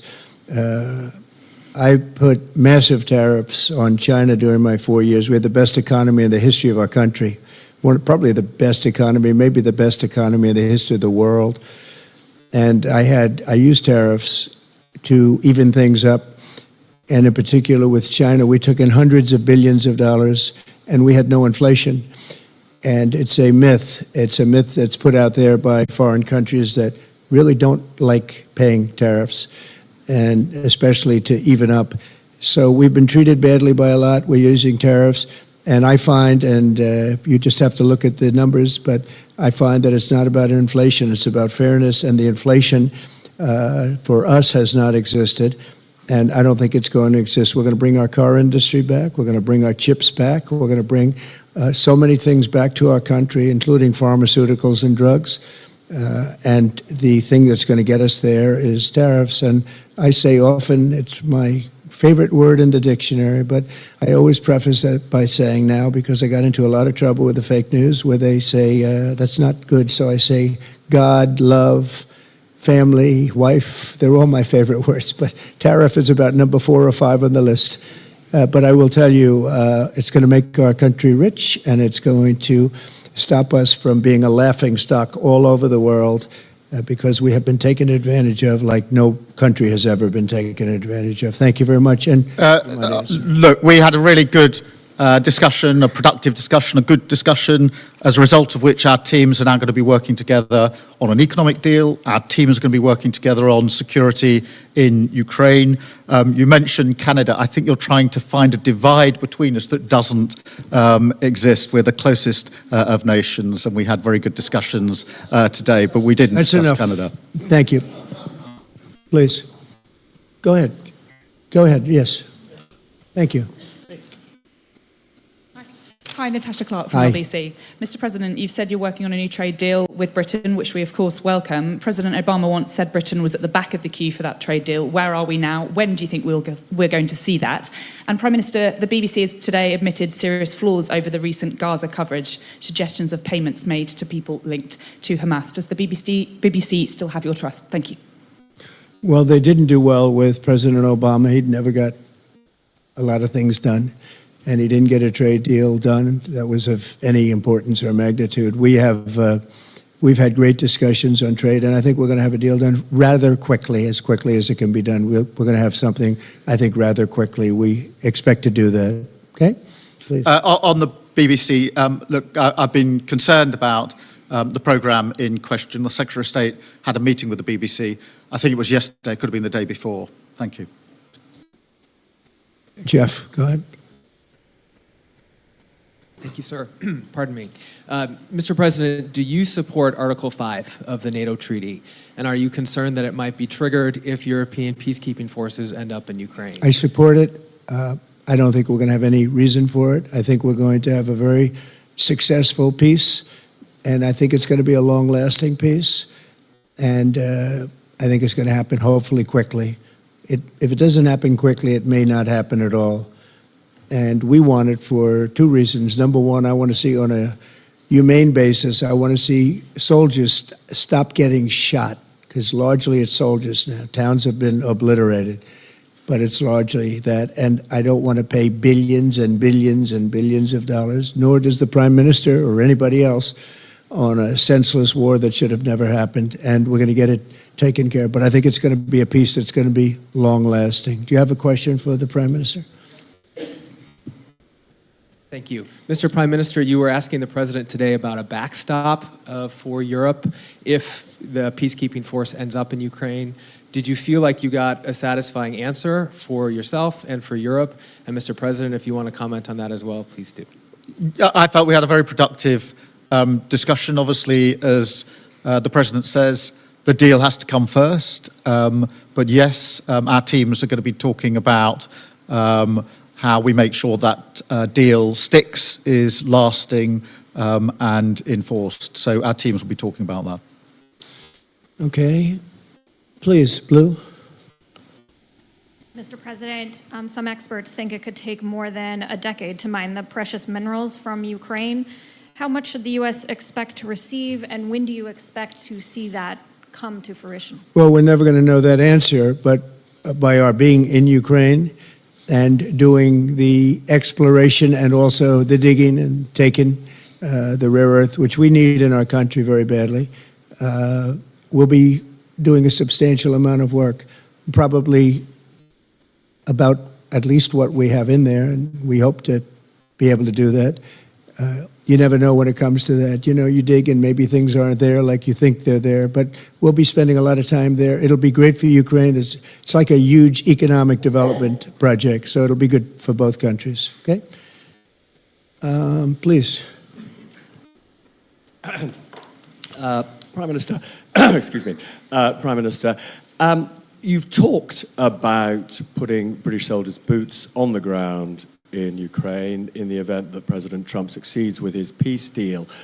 But can you do that without a firm assurance that America will have our back in the form of some kind of security guarantee were Putin to breach that agreement? And Mr. President, tomorrow you're seeing President Zelensky to sign this deal on minerals and energy that could be hugely important to the United States.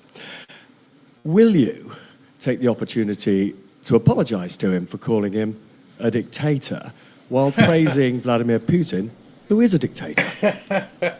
Well, Robert, let me start by saying I've been really clear today and previously that I think that European countries, including the United Kingdom, need to step up in our own defence and security. We've been doing that in recent days. You saw the announcement we made on spending just the other day.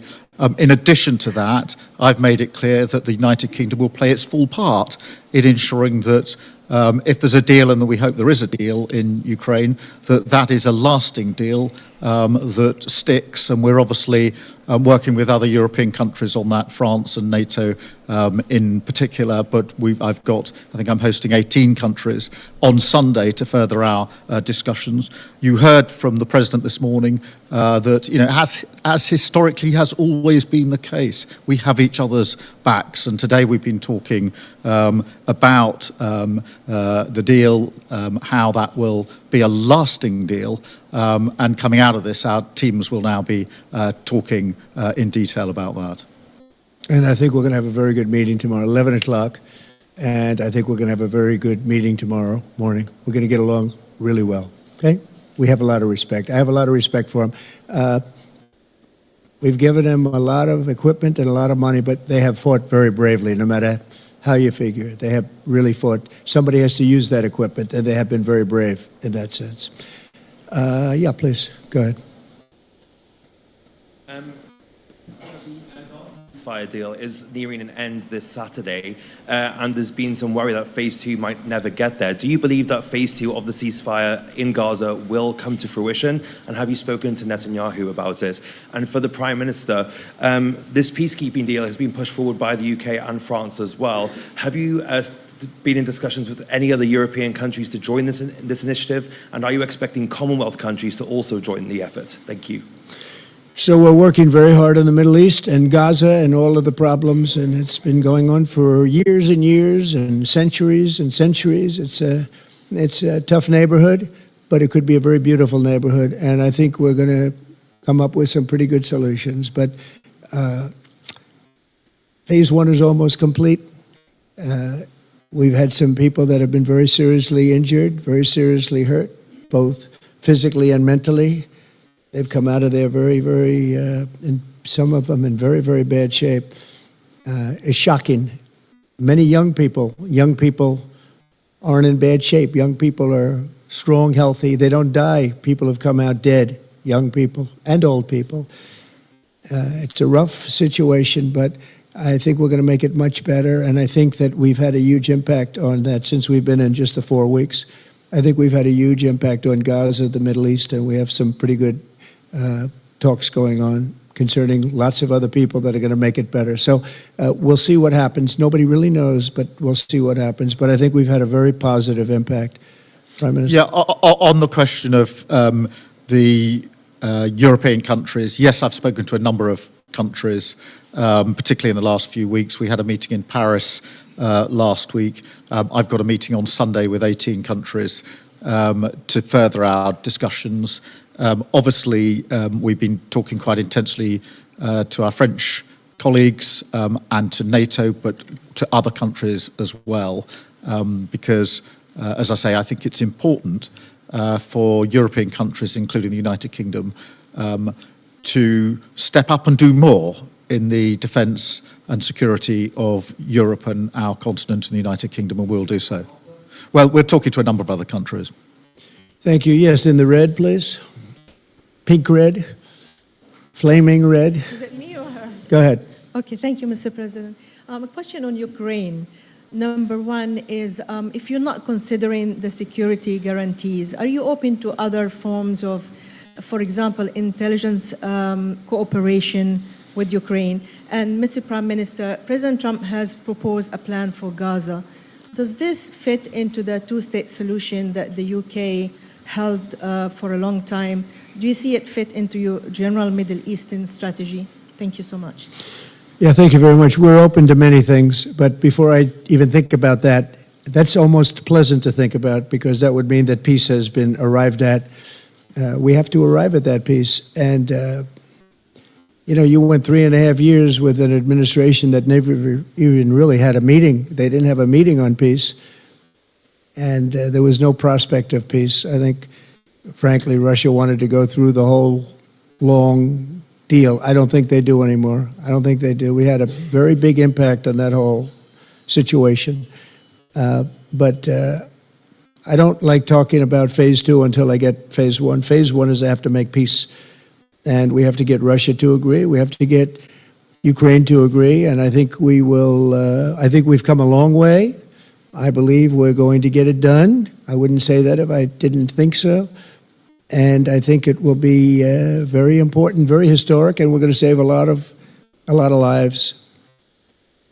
On the question of Gaza, the last few weeks of the ceasefire have been very impactful. And for me, there are two images that I remember more than any other. The first is Emily Damari, who is British, being reunited with her mother. You may remember she had her fingers missing after what she endured. That was an incredible moment. I'd spent a lot of time with her mother whilst she was held captive, and her mother went through absolute torture. The other image was thousands of Palestinians marching through rubble, trying to return to their communities and their homes. So we have to do everything we can to ensure that the ceasefire continues, so that more hostages can be returned, so that aid can be brought in that's desperately needed. We need to allow Palestinians to return and to rebuild their lives, and we must all support them in doing that. And yes, I believe that the two-state solution is ultimately the only way for a lasting peace in the region. And think of that, she came home with her fingers and part of her hand blown off. That's terrible. How bad does it get? And we had others that came home in much worse shape than that. Yeah. It's a terrible situation. Please, yes. Thank you. Mr. President, did our Prime Minister persuade you not to put tariffs on the UK? And if I may, Prime Minister, do you think that Vladimir Putin is a man who will keep his word? Thanks. He tried. He was working hard, I'll tell you that.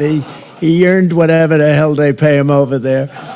But he tried. I think there's a very good chance that in the case of these two great friendly countries, I think we could very well end up with a real trade deal where the tariffs wouldn't be necessary.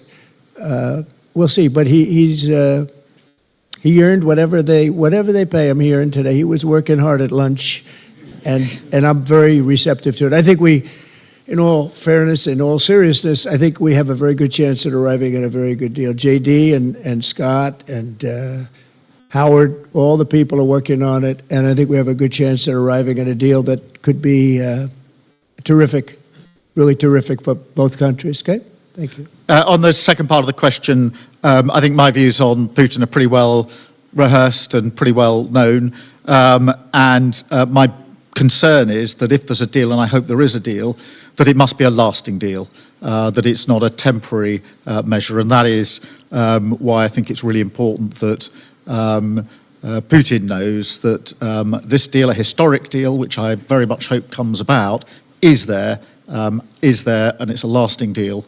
And that we're able to deal with any inclination he has to go again or go further. I think we'll have two deals. I think we'll have a deal on ending the war, and I think we're going to end up with a great trade deal with you. And it's an honor to be with you, and I want to thank everybody very much. Thank you very much. Thank you. Thank you very much. Thank you.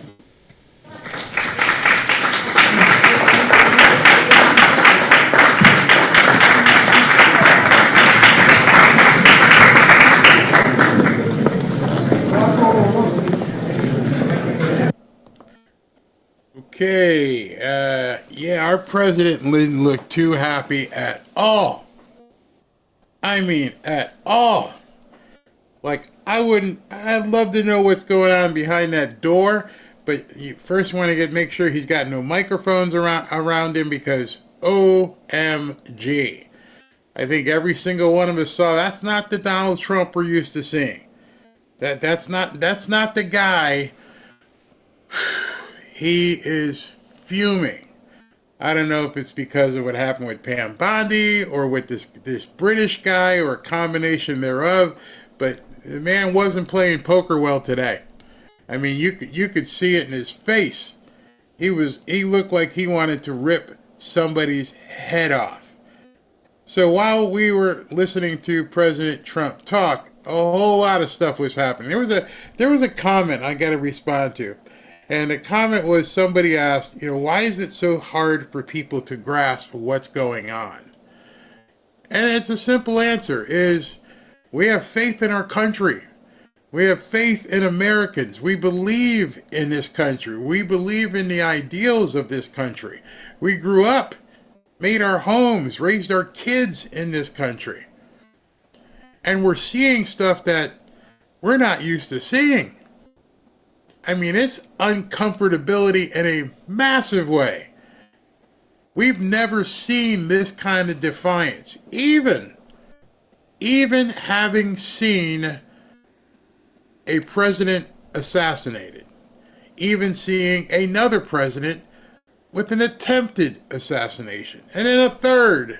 Because Reagan and Ford had an attempt. And of course, President Trump. Even seeing all that, we all think America is good and the people are good that run the country.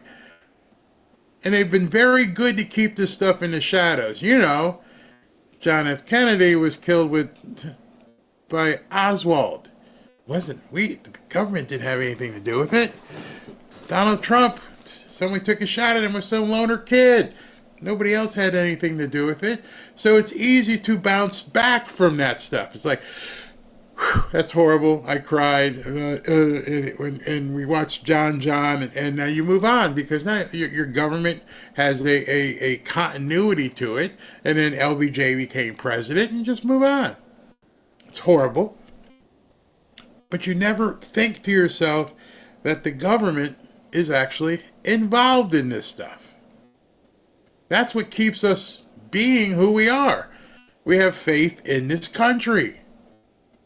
And most people never have had to question their government in this way. And now we're hearing stuff about JFK, we're hearing stuff about RFK, and we're hearing stuff about MLK, and Reagan, and Ford, and Trump, and 9/11, and we're like, those were people who, they were crazy. They did things, and nope. Not a lot of the public wanted to look deeper. Really? Is that what happened? Because it was scary. It's still scary. And so the answer to your question is, why are people not seeing what's going on? Is because they can't. You talk about cognitive dissonance with the Democrats.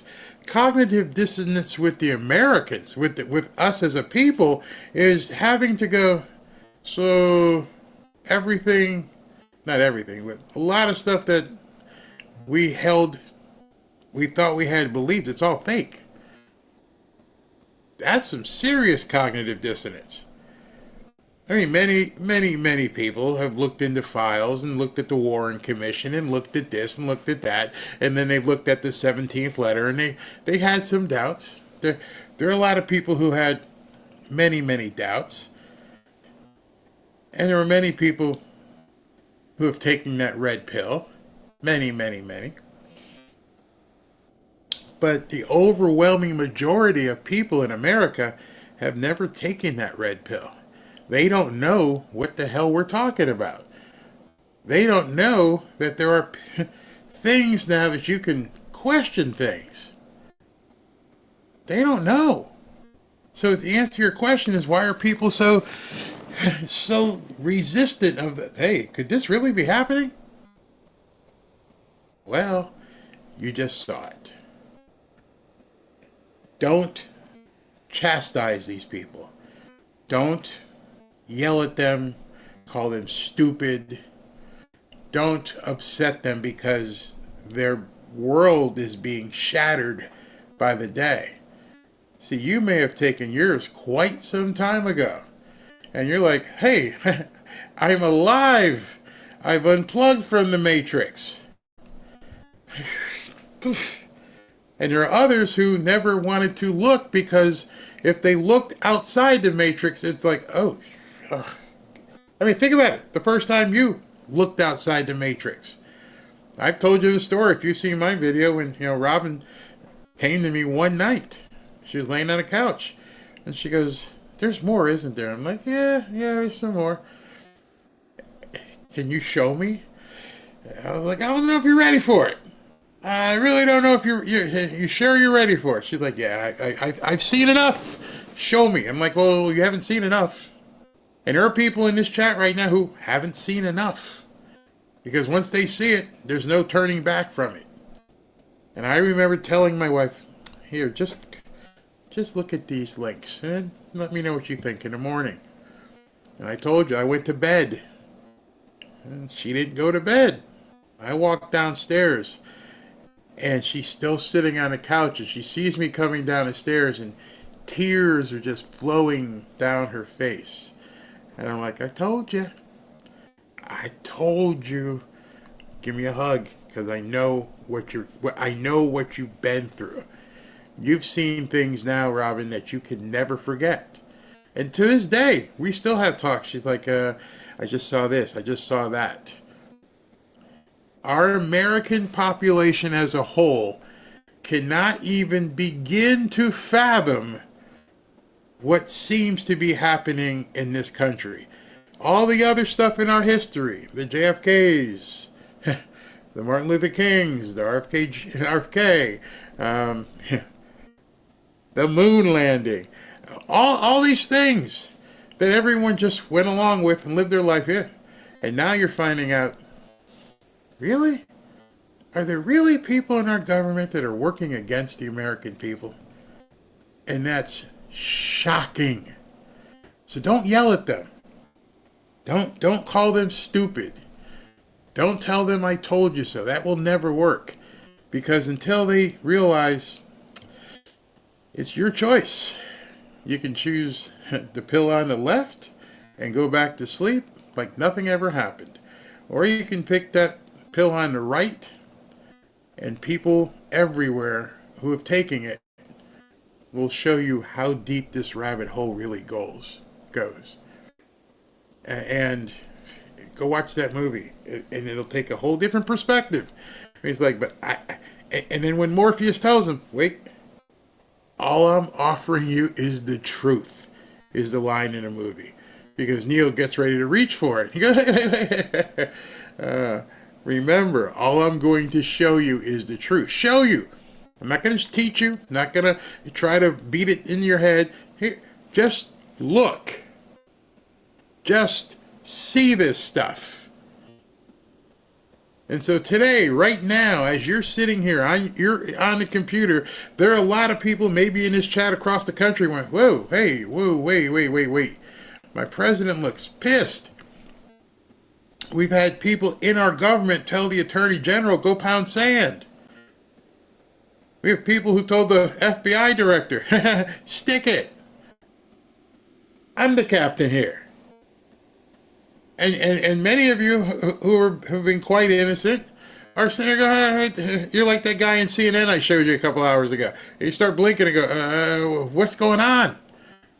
Many of you who are in the military or service, you're like, hey, guy, you get an order, you do it, right? That's how it's supposed to be. Go swap the deck. Yes, sir. When do you want it done? And now you're finding out we are indeed in a civil war. It has taken us this long to get to it, but these people ain't going easy. So you better be prepared for what you're going to see. I thought July 13th woke up a lot of people. I thought July 13th, people were like, give me that doggone red pill. Please, hurry. Give me that red pill as soon as possible. I need it. I thought that people took that on July 13th. And now you got a lot of people, because I see you in the chat, and people are like, they told her what? Yeah. I mean, you knew the media was lying to you. You had no doubt. You know they're lying to you. You know, there's libnuts that have been lying to you. No doubt. That's easy to see. But now we're talking some serious clandestine crap here, and it's based upon something you have known for quite some time, and none of it has ever made sense to you. How did all this happen? How did this woman get arrested and convicted and put in jail, supposedly, and nobody else ever got charged? How is that possible? That's an easy hill for somebody to jump over. I'm telling you, want to take the first bit of red pill? We'll take the first bit of red pill. You know, if you were about to sell a dime bag to somebody and you sell them that drugs, well, you basically are guilty as well. You sold the drugs. The person buying the drugs is also guilty.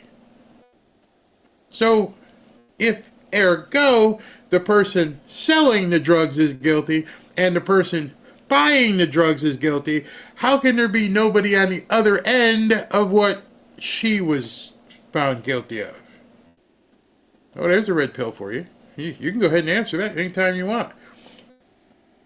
She's guilty of selling something, and nobody, not one person, has ever been charged with buying it.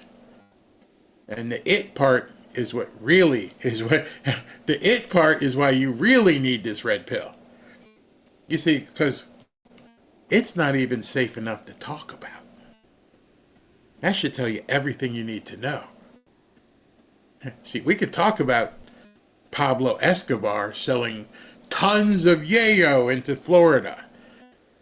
Oh, they've made movies about it. It's like, oh yeah, the Colombian Connection, the cartels, everybody's selling everything. And if you catch somebody buying it, yeah, they go to jail too, because there's drug dealers on every corner. And every Playboy bunny got their own drug dealer on speed dial, from the song by, But how is this one crime that many of us know about not have anybody ever on the other side? It's time, people. It is time. Just think. Somebody had to be on the other end of that transaction. Transactions. Somebody. And somehow, in the vastness of our government, the Department of Justice, the FBI, the CIA, the NSA, everybody, nobody has ever been able to find a single person who took part in that transaction. Ever. How's that happen? I'll wait if somebody wants to give me an explanation how not a single person has ever been even accused. Remember the name. You can go look up this video because you can't post it here, but you can see it on X. Reporter Amy Roback or something, I think that's her name, from ABC. And she said on air, she didn't realize that she was on a hot mic. And she was on a hot mic, and she said, she had done some investigative reporting into the Clintons. She goes, I got everything. I know everything, what they did, blah, blah. And she said it on air. They killed the story. I had everything, and they killed the story. And then she was banished to Siberia or something. You don't even see her on TV anymore. I don't know what happened to her. I think she makes the coffee at ABC at this point. Maybe brings in donuts for people. You hardly ever even hear her name. She was an anchor. Pretty young woman. And poof. Where'd she go? Where'd she go? Take it tonight, if you can stomach it. If not, take the one on the left, go to bed, and everything's fine. Don't have to worry about anything. But right now, there are a lot of people, and it's all over X. There's a lot of people all over X who are like, what the you know what? Let me show you some of what's been posted. As I put up in the breaking news thing, this was by George. Just in, Joshua Steve, one of the highest ranking spokespeople at the Justice Department, just resigned, citing, quote, a hostile and toxic work environment. This dude wasn't even an agent. He's a spokesperson. And he fell on the sword. You're a spokesperson. Your job is just to simply talk to the media. You're like, peace, deuces, I'm out. How could it be a hostile work environment for you? You're just talking in front of the press. I'm out. Not too coincidental, was it, that he decided he was leaving just that quickly? Yeah. Okay, let's look at some else. All right. So then, Attorney General Bondi has given the FBI until tomorrow at 8 a.m. Why that, I don't know. To give her full and complete the files. FBI New York apparently withheld and disobeyed her initial order.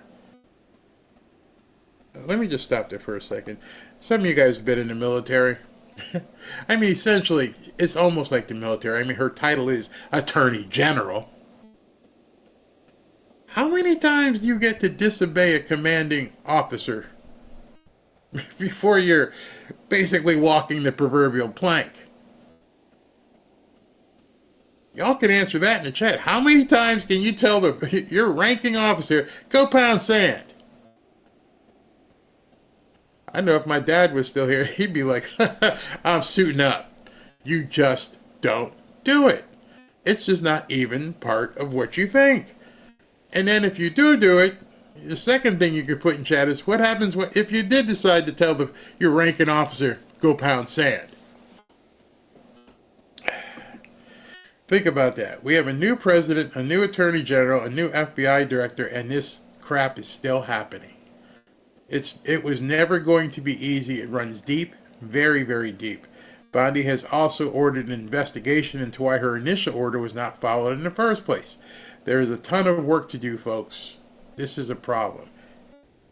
You think? Investigation?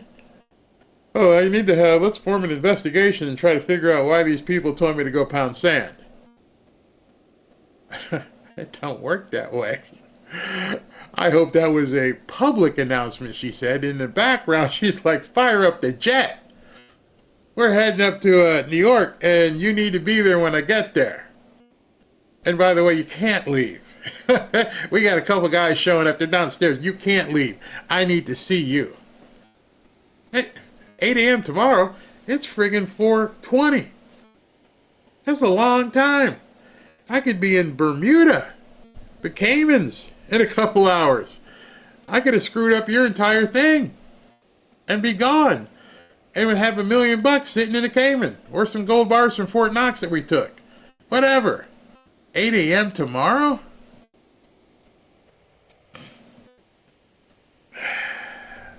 Yeah. Okay.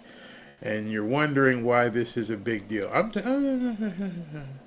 Eric just posted this too. The FBI, okay, here's the director at the New York FBI field office. More details on him below.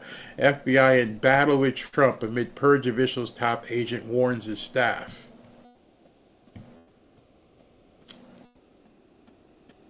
The FBI is in, quote, a battle with Trump, and just over a month ago, into this term, New York field office obstructs the release of Epstein's files.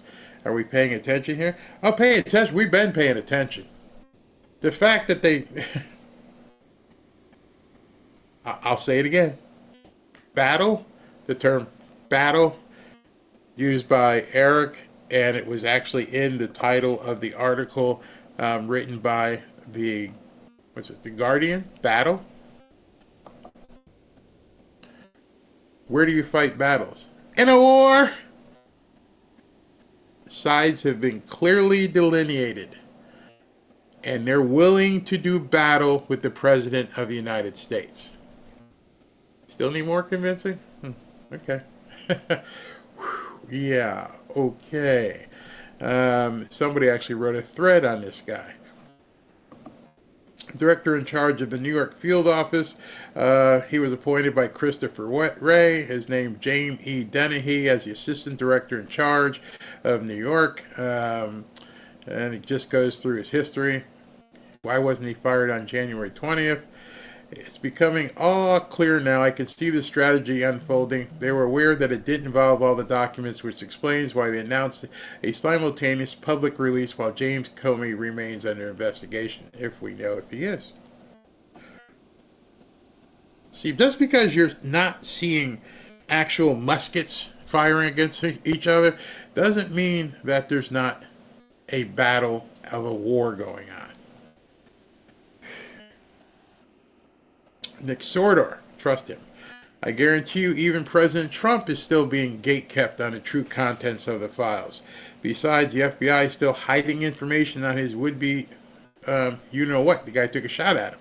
Cash and Bongino are going to have a huge uphill battle on their hands. Huge uphill battle. Okay. Just wondering. So they're not only are you keeping Pam Bondi and Kash Patel in the dark, you've put the President of the United States on a need-to-know basis. I'm going to let you guys just chew on that for a while. Man, I'm ready for deployment right now. Yeah? Why aren't people in cuffs? Good question. You could see his face. He's like, can this thing be over? Because I got some ass to kick like you don't even know. You don't even know. Guarantee you, I'm about to sign off. It's 4:24. I'm going to do a show tonight at 7. I've got Mark Mitchell on standby because he couldn't get to him today. And I'm pretty sure you're going to see some things in the next couple of hours. Pretty sure. Let's see here. People don't seem to realize that the USA has the CIA and other countries have their own version of CIA which work inside the USA. Is Bondi compromised? No, I don't believe she was compromised at all. What I think, and this is only if I think, because I don't know, and anyone who tells you that they do know is lying to you. See, that's the thing. Everybody looks at this stuff on X, and people should preface it and say, I think. Nobody knows. This isn't something that everybody's talking about in terms of what's going on behind the scenes. I think, and we may see it, is that this may be the justification to shut it down. At this point, you've disobeyed a direct order from your superior, and you guys are playing loosey-goosey, and you've shown at this point you're not. Somebody asked earlier, on our team. No, they're not on your team. Can't you see that now? They do not want what's best for America. They are working for a different entity. You see, the ambivalence of somebody in law enforcement is, here's the file, here's the data. If you're going to take over, here it is. I'm not personally attached to it. Here's a bad guy that needs to be caught. Why wouldn't you just be going after the bad guy? How is this political? Because it is. See, that's where you have to lead yourself to, is like, why would they be guarding this file? Why would they be guarding it, keeping it from Pam Bondi, Kash Patel, and President Trump? Why? Why possible would a FBI agent risk his entire career, possibly his freedom, to make sure that this stuff doesn't get to the new people? If I were the FBI agent and she said, hey, can I get the file? Like, here. It literally would have taken, boom. I don't care. My boss said send it. Why would I get in the middle of it? Instead of looking at X's and posts, and ask the questions. Why? Why would I have a problem letting her see this information? Because there's only a few answers you can come up with. I'm involved. I'm named. Somebody I know is named. And I don't want that to happen. I'm being paid very handsomely not to give it to you. I mean, all the answers to that question are nefarious. There are no good answers. And if you start thinking it through that way, it comes to you and like, yeah, why would I care if Kash Patel or Pam Bondi saw all this information? Why would I care? And then if you start thinking it through, you answer your own question. And as you answer your own question, you start to see what's happening. And then in order for you to fill in the dots, you end up there. You end up on the right side of that, taking that pill. Because there is no other answer. None. I challenge anyone. Tell me another answer why you wouldn't give up that information. Excellent point, Barry. The game is chess, not checkers. Real.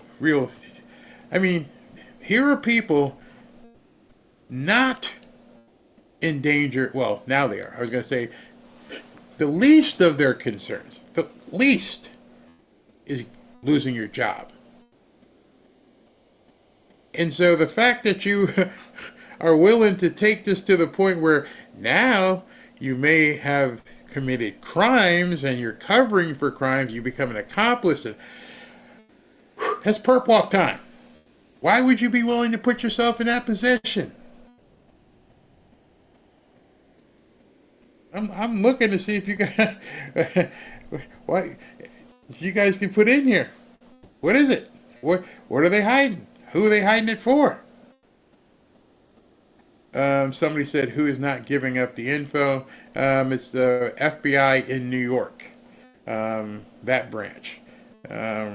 Sending them time to use the Crapid Patriot Act to our advantage. But these are the people who control the Patriot Act. We need arrest or nothing will change. We need more than arrest. Let me just tell you. We need gulag type stuff. This is where it's going to get optically bad for President Trump. These are the people who need to be down in Gitmo. Because now you become, apparently, an enemy combatant. You're not just committing a crime. You are hurting the government.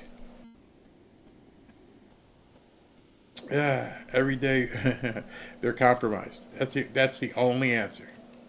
That is the only answer. And then if you start seeing that, you know you're in deep trouble. Somebody says here, too many high profile people involved, including 3-letter agencies. There was the answer. Where was it? Somebody wrote, "Why would I do it?" And here it is.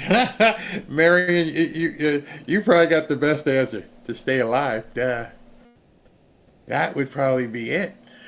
If you don't do this, we know where you live. I would not want to be in these people's position. I mean, there's no way out. There's a jail cell or dirt. Anyway, we're going to see some stuff happen, and I never thought it would get to this point. I mean, I think maybe in the back of our minds we all thought it could, but we didn't think it would. Now we know. It's here. It's on, as they say. And it probably won't be the last battle. So everything that you've read, everything that you've heard of, at this point, if they're willing to go this far, how much further are they willing to go? That's the other part of things. That's why I tell you to buy gold. That's why I tell you to prep, because nothing could happen. Everything could be fine. And what if it doesn't? Think to yourself that. What? Yeah, Barry, what? Oh, what if it doesn't? What if there is a 10 days of darkness? Are you ready? Yeah, I'm getting crazy now, right? Oh, Barry, oh, that's crazy. 10 days of darkness. Oh, that's a... If you haven't, now would be to talk amongst yourselves as we go to the after party chat. And if you, because I can't say it here, but if you want to take that red pill, I'm sure there are plenty of people who would gladly tell you, hey, listen, message me and we'll talk. Hey, if you'd like to join 15,000 plus fellow patriots on X in our private X/Twitter group, go to fanfareshop.org/group. Just put in that URL in your browser. It'll take you right to our private group on X. Love to see you there. Let's share some content. And if you'd like to win a hoodie, or rather if you'd like to enter to win a hoodie, go to fanfareshop.org, fanfareshop.org, and register to win a Trump hoodie. Welcome back to Fanfare with Barry Cunningham. You know, I am in a position where I know sometimes people hear some of the things I say and they probably think to themselves, this dude's a kook. And I used to feel that same way because I used to call other people, this dude's a kook. And then people showed me and I went, ooh, hey. And so I am going to be your kook. I am going to be looked at with side eye, with very little crazy. Until you realize one day and start seeing the information for yourself. Remember, a lot of people call Alex Jones a kook. Some of them still call him kook. Some of them still say, oh, Alex Jones is crazy. Okay. Remember, it's just a matter of what you know right now. And if you don't know, then you don't know. I mean, that sounds weird, but there's a lot of stuff that people will never show you. A lot of stuff that people will keep from you. And there's, again, I am never going to be that person that's here to try and convince you. That will never work. Never, ever, ever work. It's like trying to convince somebody to stop doing drugs. You know what I mean? And you're never really going to be able to convince somebody about that until they are truly ready to stop doing drugs. You can have intervention after intervention, but until that person hits rock bottom and they decide, you know what, I got to change my life. You know, you're really not going to convince anybody to get baptized and give their life to Christ. They're going to have to see for themselves. And then one day, just because you were there, they will give themselves to the Lord. It's the same thing. I am not here to convince you.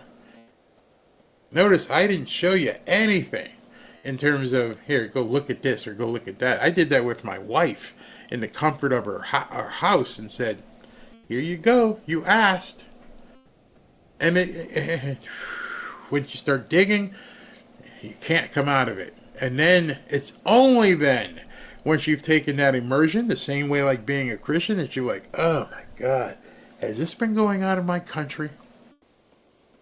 And if you haven't taken that, that's fine. I will never think otherwise of you. Thank you for watching the videos. Thank you for coming in. Thank you for humoring me. I'm being a clown right now. None of this is true. But when you're ready, I'm sure there's some people in here like, yeah, I can show you some stuff when you're ready. When you are ready. Now might be a good time to begin looking. That's all I'm going to say. All right, let me do some super chats here. Jen, yesterday I'm on the autism spectrum, and now we can have light sensitivity. So Data Republican may have been wearing dark glasses because of that. No, she's awesome. She is awesome. Biddle Beans, thank you very much. I don't know how the algorithm for the number of likes helped push Barry to the top of the charts, but I think we all agree he needs to have a great seat at the White House press briefing. Thank you. He asks all the right questions, and he doesn't back down. No, I'll ask the questions. She may not like it and tell me to leave, but I'll ask the questions. Planet Fatness, where's Benny? Is he on vacation? Did he not do a show at 11 o'clock? I don't know. I saw him tweeting, so I don't know. Ed Marino, respectfully, Barry, you look great. No need for the hat. God willing, you'll be invited to the White House soon. Thank you. Barry. Okay. Oh, what's that? Where's Barry? Oh, you meant Barry. No, I'm here. Canelo, always. My friend, I found you since you started this channel. I never seen you without your hat. You are. A lot of people don't realize that was the first time since I've done any video that I didn't have a hat. First time. In 1,000+ videos. Yeah. Tim McCurry, you look like a fellow now, Barry. Like the new look. Thanks for bringing it every day. A White House press seats in your future. Jeff. They're all talking heads with no talking points, running around in a circle like a bunch of toddlers. Absolutely. Antonio Salgado for the word of the day. Pete S. Barry, please, can you make some clips of highlights of your show that we can share? Lots of gems that would be worth a share. Ashley's going to be doing that. She's going to be clipping some stuff. So thank you. Jennifer Seidel. Vault, DOT, FBI, DOT.gov. Yeah, we need to look into that. Bex Massey, Starmer can't be trusted. He is a globalist. He will put alleged peacekeeping troops in Ukraine and create a false flag. He's a dictator. Can you please not send him back? Sorry, he's coming back. Rios Family Garden. Hello, Barry, Ashley, Fanfare family. Glad to be here, and Barry, you rock. Thank you. By the way, SV went away for a couple days. He'll be back tonight. Going live at 7 o'clock. I pushed Mark Mitchell from Rasmussen to 7. 5150 Prepper, thank you. Prepper, my husband and I love your show, bringing news to everyone, fun, unique, informative, and honest. Thank you very, very much. Bex Massey, Starmer is destroying our country, has sold us out to Islam. He lies and hates British people. I feel for you. I really do. Tim Allred. This moron prefaced his rant with time for a sea lesson, then goes on to get schooled on who actually is in charge of the military. His face was like, you do know he's the commander-in-chief, right? Yeah. Michelle Bird, thank you. Carla Thompson, thank you. I said hello, Fanfare family.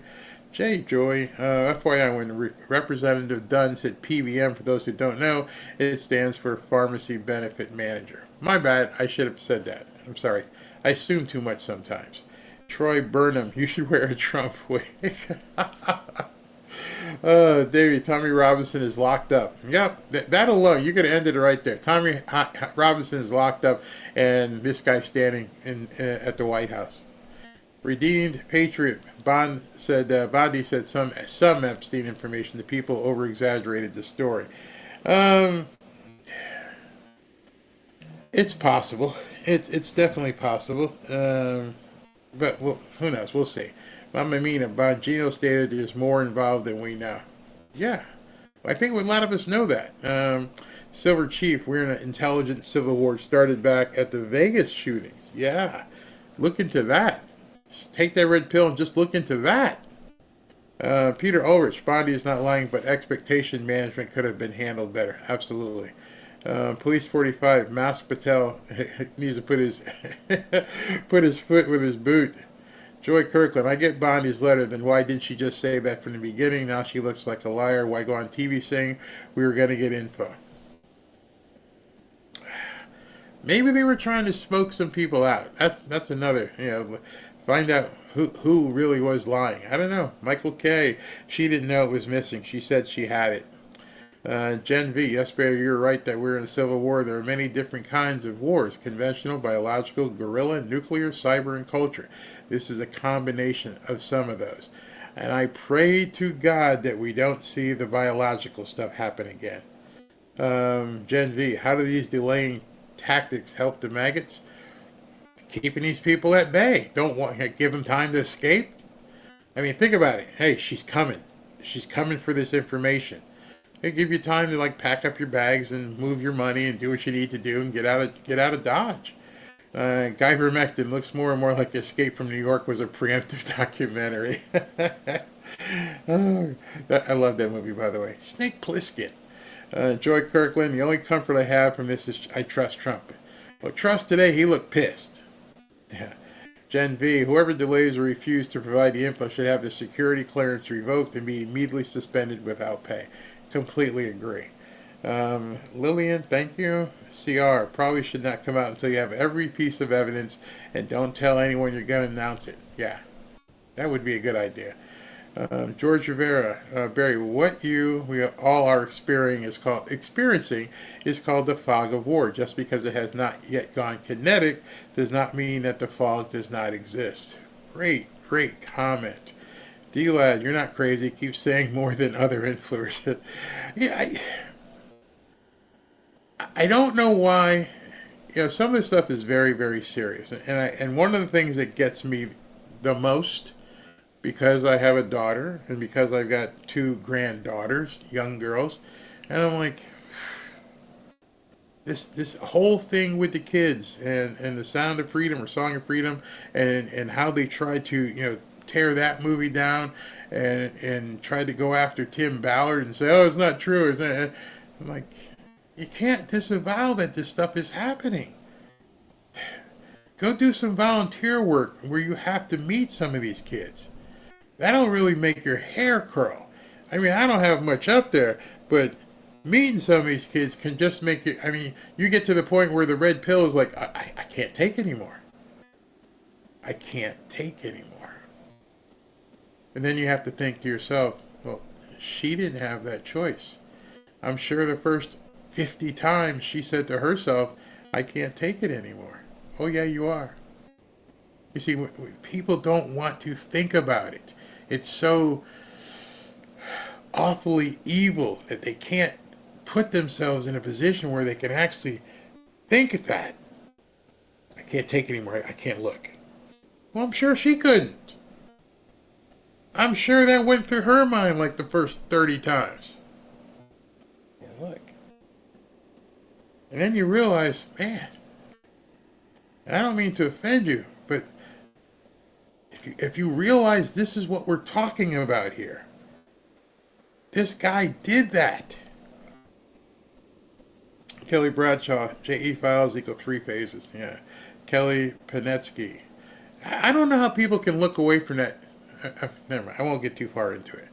How you look away from that? Say, Barry, you're being hyperbolic. It's dramatic. And I think to myself, have you ever talked to a victim? Have you ever had the chance to sit down with somebody and realize somebody took the essence of their humanity and packaged it and sold it? Yeah, take that red pill. Mama Mima, they don't want to just deny. They want Trump and his people to look bad. Jim Powell, FBI is allowed to make arrests. Why aren't they? Good question. Gen V, Barry, this is treason. I believe it. Ryan, the left is always crying about people paying their fair share. Well, this is Trump's version of making people pay their fair share. Agreed. Sharon Sunshine, first floor audio. We in the UK loathe this woke-loving Starmer. I know, I can tell. Hey, Tommy, Trump likes to say, but this time it's not hyperbole. Nobody has ever seen this before. For real. Know what I mean? Sometimes we would say biggest, tallest when it maybe wasn't. He's loving it. Fazul, what's the enough remark? I don't know. Who was he talking to during the speech when he said that? That's enough. Maybe they were talking in the front row. I don't know. Jen, yes, treason. David Williams, the law works differently. There are case files. They are not online until filed with the court. The law takes time to work, especially federal. Do you know how long this has been going on? Do you realize how long this has been going on? Nancy Jennings, I think there's a delay going on here. Something is brewing. I'm waiting for the lid to be blown off. Agreed. Jen, Barry, we are a completely lawless country right now. I agree.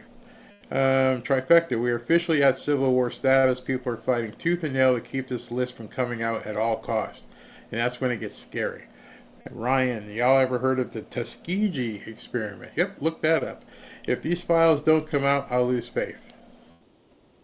Penny Quarter, did anyone catch when Trump interrupted the PM? He said that's enough because he was about to say something that was not a final deal. Was he doing that, or was there someone in the front row talking? I couldn't figure out what he was talking about. Tim McMurray, it's okay to be mad, but many on chat aren't comprehending the monumental, delicate undertaking Trump is navigating. Pray, trust God, trust Trump. Only been 39 days. Will take time. Yes. Fernando, but didn't Pam Bondi say the list was sitting on her desk?